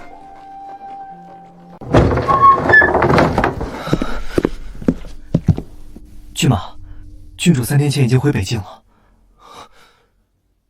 什么？郡主回北境了？糟了！郡主，您说这一路北敌会不会再派人刺杀您？上次的场景，现在还让我后怕。放心吧，我的天玄神功又有禁忌，何况还少了一个累赘。想找死，让他们尽管来。又累垮一匹马，这样下去可不行，干脆我自己来。北狄绝不会放过刺杀的机会，郡主又错把自己当高手，情势凶险万分，希望能来得及。这次刺杀凌霜郡主，我们这些人有死无生，但为了北狄，为了狼主，招兵！我等绝不退却，粉身碎骨，在所不辞！粉身碎骨，在所不辞！老大，这凌霜郡主当真有这么可怕吗？我们可都是北狄顶尖高手，加起来都敌不过他一人。我们只是一国顶尖高手，上次可是5国顶尖高手，都被凌霜郡主一剑尽诛，没一个能逃出来。但那又如何？只要有一线机会，我们也会以命相搏，不图全身而退，只图玉石俱焚。玉石俱焚，玉石俱焚！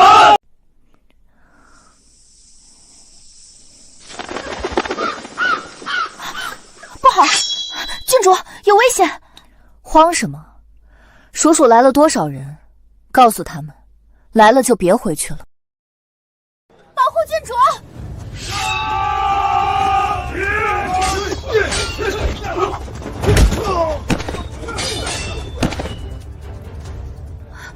郡主怎么办？还能怎么办？当然是让这帮不知死活的家伙见识一下我天玄神功的厉害。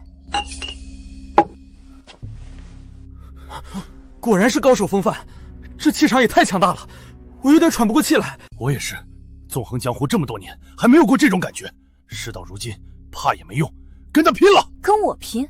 你们也配？能死在我的天玄神剑之下，是你们的造化。一起上吧，我一剑解决，用上第2招都算我功夫没到家。上！天旋神功，剑气如虹，无坚不摧，无物不斩。杀！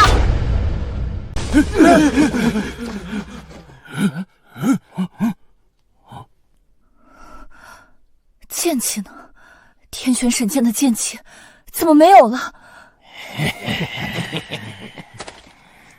看来也不过如此。我来领教领教破云双拳。天旋神掌。什么绝顶高手？咱们都被骗了，他就是个草包！不可能，这不可能！我不信，打死我也不信！天旋神腿！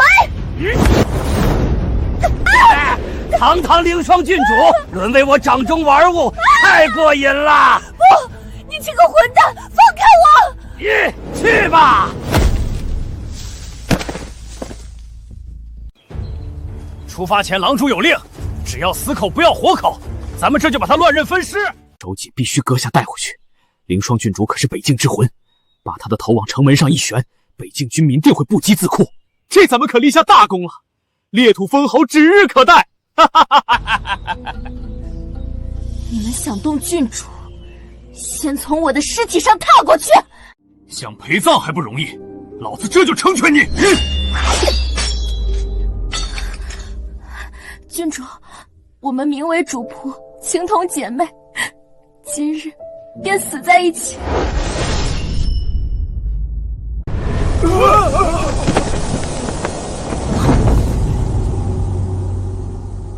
谁？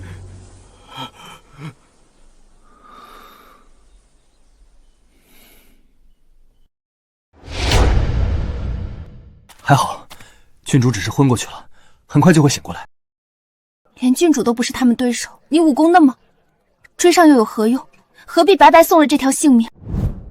有我在，就是十殿阎罗来了，也带不走郡主。郡母，你说吧，你们想怎么死？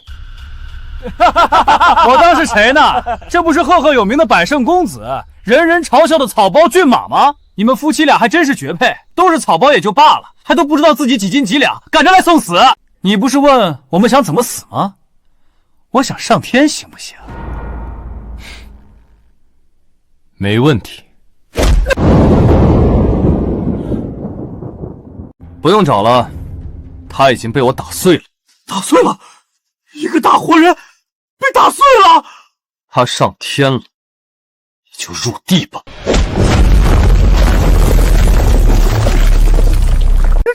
这还是人吗？吓死了！北狄死士就这点胆量，也敢来我大夏逞凶？传说中的高手是草包，传说中的草包是高手，是我脑子乱了，还是这世界乱了？也许都乱了，所以你还不如及早投胎，重新做人。一起上，和他拼了！就让我用你的长剑，为你洗雪今日之耻。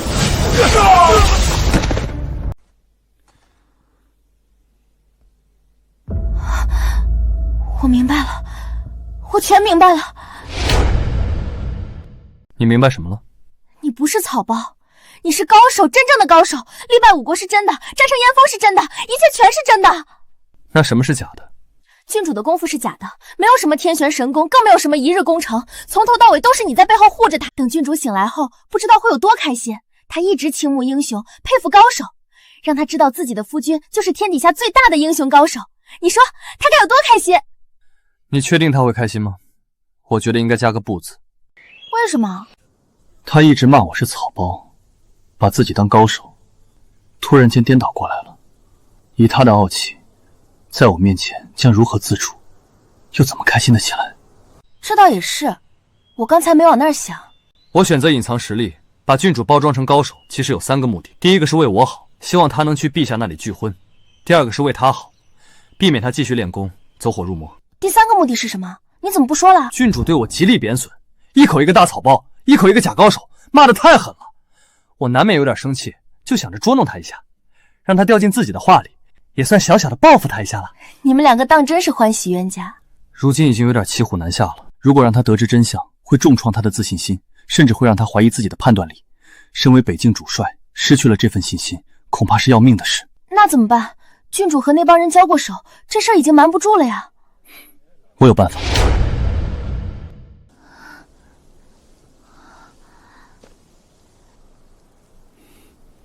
发生了什么？为什么我们没死，死的是他们？是燕大侠从天而降，一口气杀死了他们。原来他一直在暗中保护咱们。他人呢？燕大侠干掉这些人后就离开了，也没留下什么话。我喊他，他也没理我，想必是他做了愧对我的事，不敢和我见面。其实何必呢？我已经不怪他了。我到底是真高手还是假高手？如果是真高手，为何今天会如此狼狈？如果是假高手，上次一剑杀群敌又是怎么回事？郡主，这事儿我知道。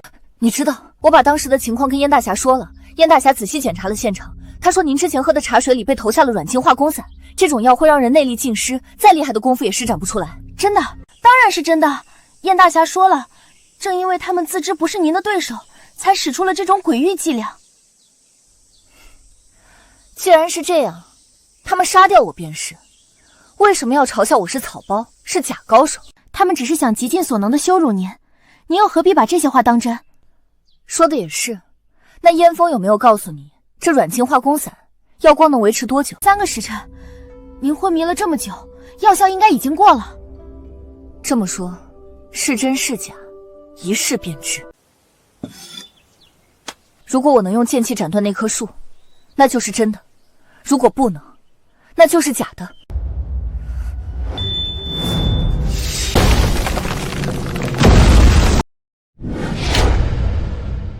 是真的，我的天旋神功是真的，吓死我了！我若真成了萧逸那种自以为是的假高手，还活个什么劲儿？功劳归别人，委屈归自己，可怜的骏马太不容易了。等等我，等等我！你怎么来了？我还想问你呢，怎么招呼都不打就走了？你眼里还有我这个骏马吗？我这也是为你好。知道我们刚刚经历过什么吗？如果你在场，估计胆子都会吓破的。你信不信？如果我在场，一定会进驻强敌，不让你受任何伤害。又来了，你就不能消停消停吗？危险时从来看不到你，安全时永远在大放厥词。你知道你有多讨厌吗？郡主，不管怎么说，骏马愿意放下京城的优弱日子，一路追着您去边关受苦，这份心意总归是好的，您就别再责备他了。走吧。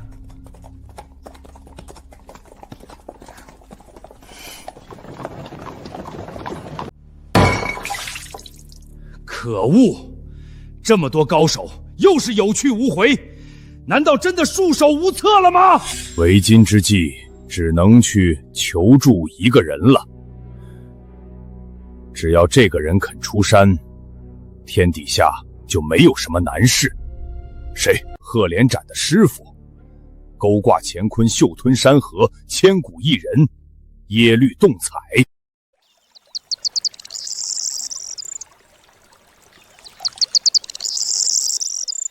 还请前辈出山助我，什么条件您尽管提。我前半生杀戮太多，早就发下毒誓，终生不再使用武功，即使出山又有何用？前辈也是王族之后，难道能坐视我北狄败于大夏，成为异族的奴隶？哼，我从未坐视不管，只是暗中布局，不足为外人道罢了。请前辈明言。我曾以5级殿主的名义传给凌霜郡主一本天旋神功，只要他一直练下去，定会走火入魔，失去神智，成为我的傀儡。可是据本王所知，他非但没事，反倒练成了天旋神功，诛杀了我派出的2路高手。世间本无天旋神功，他又怎么可能练成？如果我猜得不错，是那个叫萧逸的高手在暗中助。又是这小子在作怪。虽然朝廷对外宣称5国高手是败于暗算，但这种事又岂能瞒得过我？他能一招击败我徒儿赫连斩，武功深不可测，恐怕不比我差多少。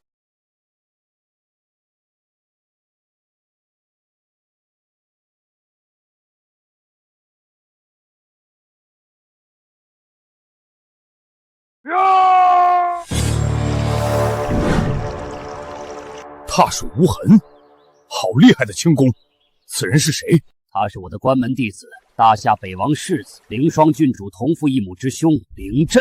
凌震当年纨绔成性，让北王颇为失望。偏偏郡主凌霜又出类拔萃，北王便渐渐将希望寄托在凌霜身上。凌震负气之下离家出走，被我收为关门弟子，屈指算来已经5年有余了。国师布局好生深远，您是想利用他对付凌霜郡主？没错，经过我5年调教，他武功谋略都已非凡，对凌霜又恨之入骨，现在也该他发挥作用了。见过师父。你卧薪尝胆5年，也该回到北境，夺回属于你的一切了。真的吗？太好了，我等这一天等太久了。你先别高兴得太早，凌霜身边有个绝顶高手，曾一招击败你的师兄赫连斩。你功夫虽然已经远在师兄之上，但绝非此人对手。那怎么办？盘膝而坐，调整内息。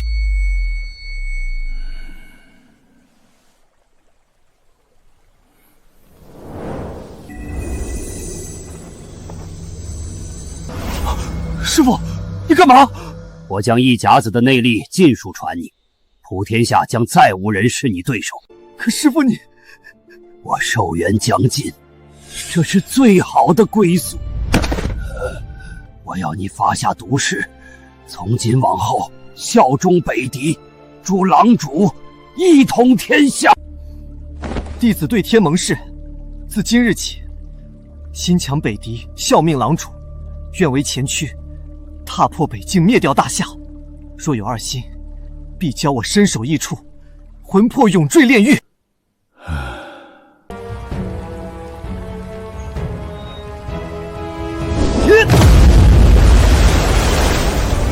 凌霜，贱人，等着受死吧！近日北狄军队接连发起猛攻，却处处透着诡异，不合兵家常理。我决定暂时按兵不动，以免中了诱敌之计。只会龟缩不出，这种三军主帅要来何用？是谁？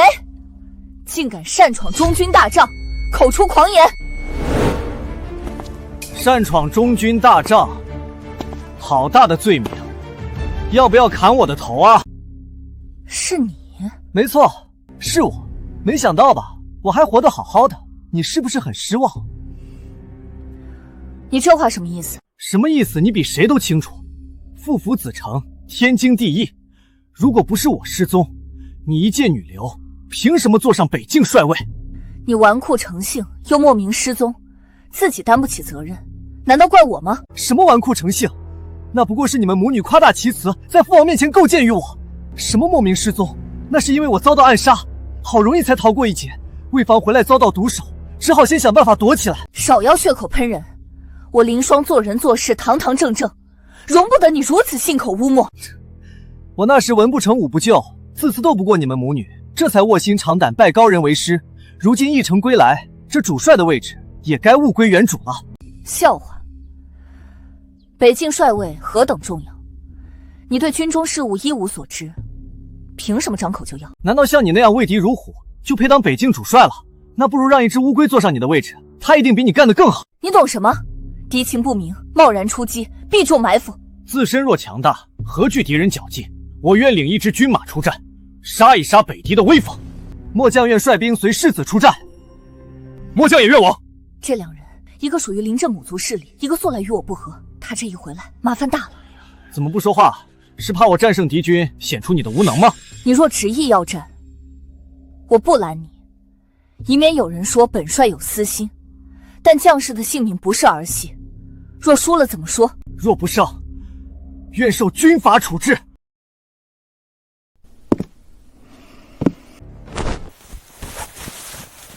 启禀大帅，世子前线大捷，北狄溃不成军，我军乘胜追击，敌寇望风而逃，现已收复3座失地。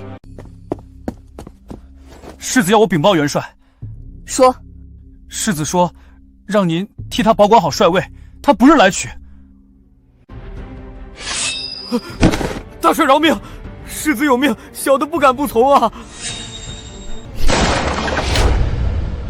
这还不到半个月，他已经连胜6阵，收复7城。军中盛传他是军神转世，还说我远远不及。我仔细推演过战报，他的指挥并无过人之处，北狄没理由这么溃败，事出反常必有妖。我怀疑他是北狄的内奸，演双簧是为了谋夺帅位。没想到你在武功上是草包，在谋略上倒还有点脑子。我就当你是夸我了。我也早有这种怀疑，他失踪多年突然出现，和从前判若两人。那些胜仗的时机也掌握得过于精准，倒像是北狄军队在精心配合他。那还等什么？趁他还没夺取帅位，趁早把他拿下呀！没有通敌证据，他又连战连捷，此时贸然将他拿下，军中将士没一个会服，只会说我为保权位陷害世子。这算得上是阳谋了，看穿容易破解难。没错，他作为世子，本来就是继承人的身份，又在战场上压倒了我，支持他取代我的人已经越来越多了。虽说我坐镇北境多年，忠于我的人还是多数，但照这样下去，北境迟早会分裂，亲者痛而仇者快，这绝不是我想看到的。我来教你一个办法，如何？你想说什么？大夏以武立国，武为万物之魂，不如你我比试一场，我输了，从此在你眼前消失；你输了，乖乖把帅位交出。此话当真？千真万确。你不愿同室操戈，我也不想自相残杀。能者居其位，不伤及北境根本，才是你我应该做的。好，一言为定。那就3日之后，一决高下。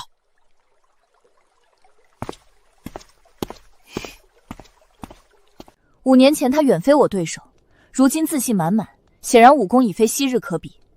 可惜他不知道，我已练就天玄神功，无敌于天下。他拿什么跟我比？郡主，您是不是答应的太快了？要我说，应该先问清规则。我打个比方，如果比武的时候不让其他人靠近，那就最好别比。为什么？放心吧，以我的武功，不管他定下什么规则，都是螳臂挡车，必败无疑。能用这种方式赶走他，已经是最好的结果了。骏马，一切都靠你了，你有把握吗？这位世子周身气息收敛无痕，连我都探不出深浅，他应该是我生平遇到最强的敌手了。怪不得他要以武对决，这下郡主上当了，我们该怎么办？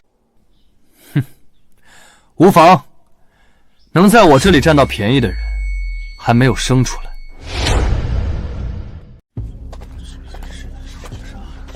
骏马，这么远的距离，您能发上力吗？没问题，不过你最好找一帮心腹和我站在一起，以助威之名做动作掩护我，以免对方看出端倪。好，我这就去。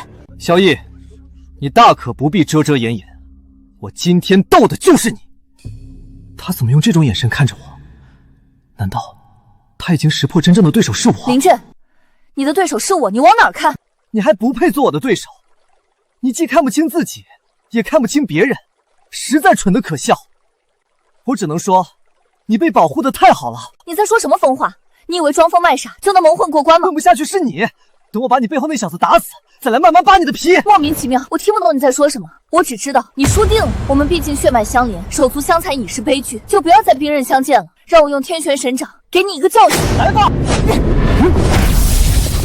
他竟然接下了我的天玄神掌，没被一掌打飞。我原地未动，他连退数步，还是他输了一筹。我连退数步，他只是身躯一晃，而且他还是隔了那么远出掌。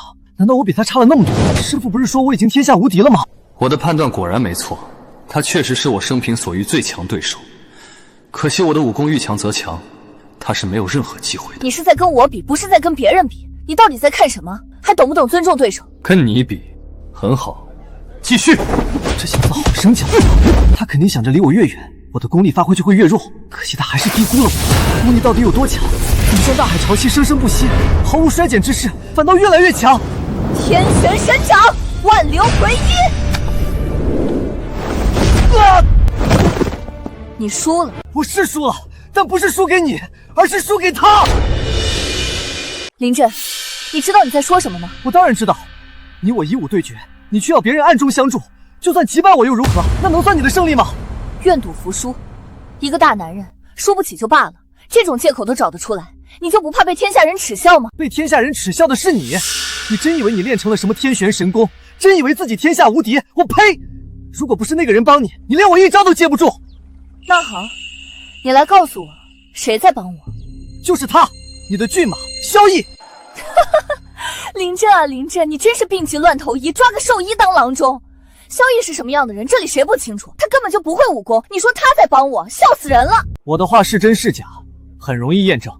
你现在就让萧逸离开，我们再比一场，一切自见分晓。好，你现在就离场，没我的命令，不准回来。不，我不能离开。为什么？还用问为什么吗？你只不过是他的牵线木偶，一旦他离场，你这个草包的真正实力就原形毕露了。萧逸，你到底是站在我这边还是站在他这边？如果站在我这边，现在就离场。郡主，不能让骏马走啊！看到了吧？所有人都清楚，谁才是高手，谁才是草包。只有你自己蒙在鼓里，你不过是个借着别人本事耀武扬威的跳梁小丑。如果没有萧逸保护你，你早不知道死多少回了。明明你才是被我保护的那个，如今他颠倒黑白，你一言不发也不肯离开，到底是何居心？说。郡主，事到如今，想瞒也瞒不住了，索性让我放开手脚，直接取他性命，为你消除隐患。都什么时候了，你还在装？我实在受够你了，送你一个字，滚！把他带下去。罢了，天作孽犹可救，自作孽不可活。我已经尽力了。骏马，骏马！我看你这次再输了，还能有什么借口？我不会输的，但你一定会醒。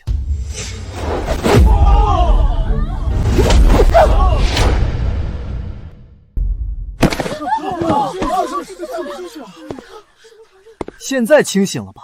这才是你的真实实力。不可能！我不信，这不是真的。这就是真的，而且我还告诉你，我根本就没用全力，因为你不配。我的天旋神功呢？怎么会失灵？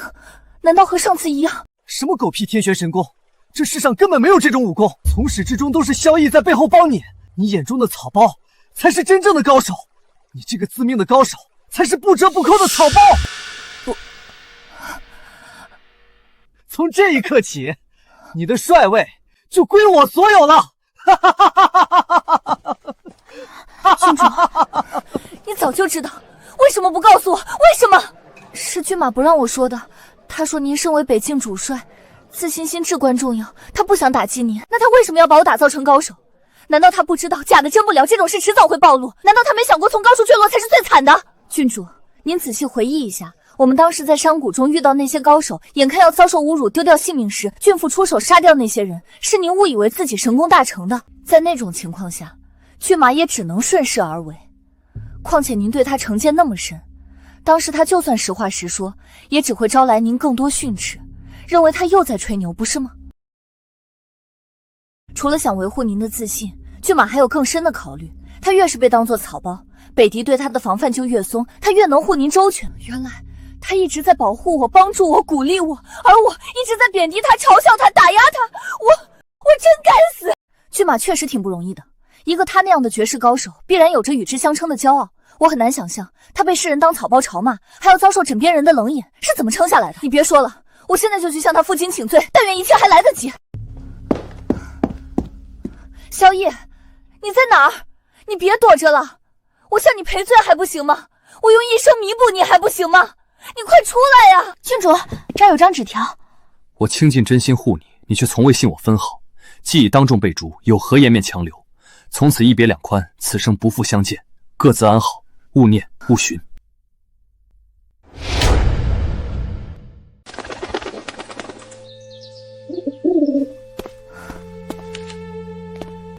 怎样？信上说什么？骏马没回侯府，还传信回去，说他想浪迹江湖，请父母勿以他为念。他当真就如此狠心，不再给我一丝一毫的机会吗？不怪他，是我伤他太深，自作自受。郡主，您如今失去骏马护持，一定要格外小心。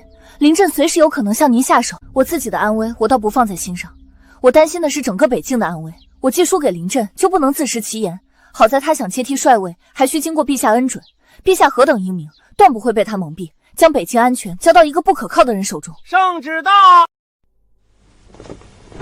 奉天承运皇帝诏曰：北王世子临阵，嫡脉正统，勇略过人，沙场连结，收复7城，功勋卓著。今受北境主帅之职，总领军政，靖边安民，不负阵望。钦此。臣谢主隆恩，陛下万岁万岁万万岁！事到如今，你还有什么话说？哼，你鸠占鹊巢，高居帅位时，可曾想过会有今天？陛下，你糊涂啊！只被他表面战绩所惑，却不去深究其中蹊跷，贸然将军政大权交到这种人手里，北境危矣，大夏危矣！郡主，林参军暴毙于家中，死因不明，这已经是第6个了。但凡忠于我的部下，不是神秘失踪，就是莫名暴毙，然后换上他的人马，这手段也过于毒辣了。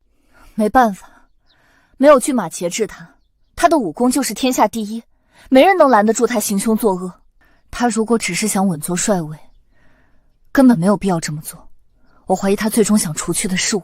别动！凌霜，有人实名举报你勾结北狄，通敌卖国，证据确凿。林家军等忠良皆是因为深知内情，才被你杀人灭口。欲加之罪，何患无辞？真正通敌卖国的是你自己，我要到陛下面前和你对峙。你没有那个机会了，把他拿下！世子，你和郡主毕竟是兄妹，怎能如此赶尽杀绝？就不怕北王陛下有知，会跟你算账吗？不知死活的贱婢，一并拿下，让他和主子陪葬。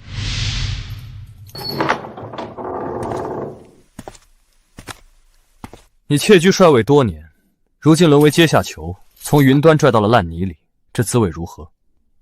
我现在要杀你，比踩死一只蚂蚁都容易。知道我为什么要留着你这条命吗？因为我要你亲眼看着我北狄铁骑踏平大夏，看着你的将士跪地求饶，看着大夏百姓沦为奴隶，世世代代不得翻身。你果然是内奸，是又如何？你身上流着大夏的血，就算和我有些私怨，可怎能为此背叛国族，做异族人的走狗？住口！什么大夏血脉，在我眼里一文不值。就因为我是庶出，当年父王偏心你，北京军民轻视我，这大夏待我何曾有半分温情？是你自己不成器，怪得了谁？那我现在成器了，且看我如何灭了看不起我的所有人。我正在调集北境全部兵马，和北狄展开生死决战。你猜谁会死？你想干什么？明夜子时，我就会带领北境军马钻进北狄设下的口袋阵，等他们全军覆没，北境门户大开，北狄铁骑便可长驱直入，踏平大夏河山。你做梦！别忘了还有一个人，他一定会阻止你。萧逸，他不来找我，我也会去找他。只有亲手杀了他，才能洗雪那日的耻辱。听说你在找我，我这不就来了？你刚才在牢房外偷听，我无处不在，你不知道罢了。你根本就没赌气离开。我萧逸堂堂男儿，胸中可纳日月，岂能因一时之气弃郡主于险境，置大夏安危于不顾？你也太小看我。原来你只是假装负气离开，背后别有目的。我不过是顺水推舟，借势而为罢了。你实施你的阴谋，我执行我萧的计划，看谁笑到最后。就怕你没那个机会了。那天的比武只是点到即止，我并没拿出自己的拿手功夫，剑法才是我的最强项。你准备受死吧！功夫至深，我从来就不用武器。当初我就是用这根手指屈气为剑，进斩来敌，让郡主错信他练成了天旋神功，我就用这指剑和你较量一番。指剑？天底下哪会有这种功夫？现在信了吧？赢了我又如何？即便杀了我，也改变不了大夏沦亡的命运。北境将领都已换成了效忠我的人，明夜子时就会发起进攻，自取灭亡。除非我自己下令，否则谁也拦不住。可你觉得我会下令吗？那我呢？你看行不行？易容术，天底下竟然有这样的易容术！我乃五级神殿殿主，天下秘学无有不通，区区易容术又算得了什么？你是五级神殿殿主，怪不得这么厉害。遇上你算我倒霉。岂止是你倒霉，整个北狄都要倒大霉了。我潜入北狄军营，查清你们的阴谋后，决定将计就计，于是赴京去见陛下，和他制定了这条计策。原来大夏皇帝早已知晓一切，对我的任命也是故意为之。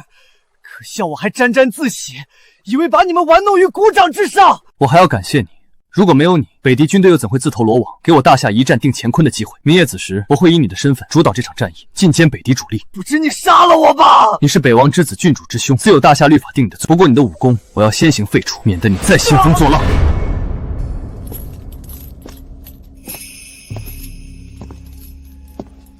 你又来干什么？给你看点东西。萧逸的扇子，他人在哪？你说呢？他的扇子都落到我手里了，何必再多此一问？这不正合你意吗？你杀了他！这桩婚姻本就是皇帝强赐，而你百般推拒，婚后更是对他厌恶无比，恨不得他从你眼前永远消失。现在我帮你得偿所愿了，你还有什么不满意的？别说了，只怪我眼盲心瞎，把英雄当草包，把真心当草芥，对倾尽全力护我的人连一句好话都没有。若有来生，我哪怕做他身边一个小兵，也好过做这个香臭不分的郡主。大夏将亡，萧逸已死，我既护不住国家，也留不住护我的人，活着还有何用？不如随他而去，也好在黄泉路上不一句迟来的道歉。郡主，你看我是谁？萧逸，你没死，太好了！你从来扇子不离身，我看到那把扇子，还真以为你……区一个临阵，想取我性命，他还不配。你为什么易容成他的模样了？扮得好像，我完全没认出来。因为我要将计就计，以临阵的身份引北狄主力入瓮，毕其功于一役，永绝北境之患。那一夜，北狄主力尽失，从此无力南犯。世人皆道是天佑大夏，却不知所谓的天佑，不过是有人用10年隐忍换一朝惊世，用半生伪装守万世提平。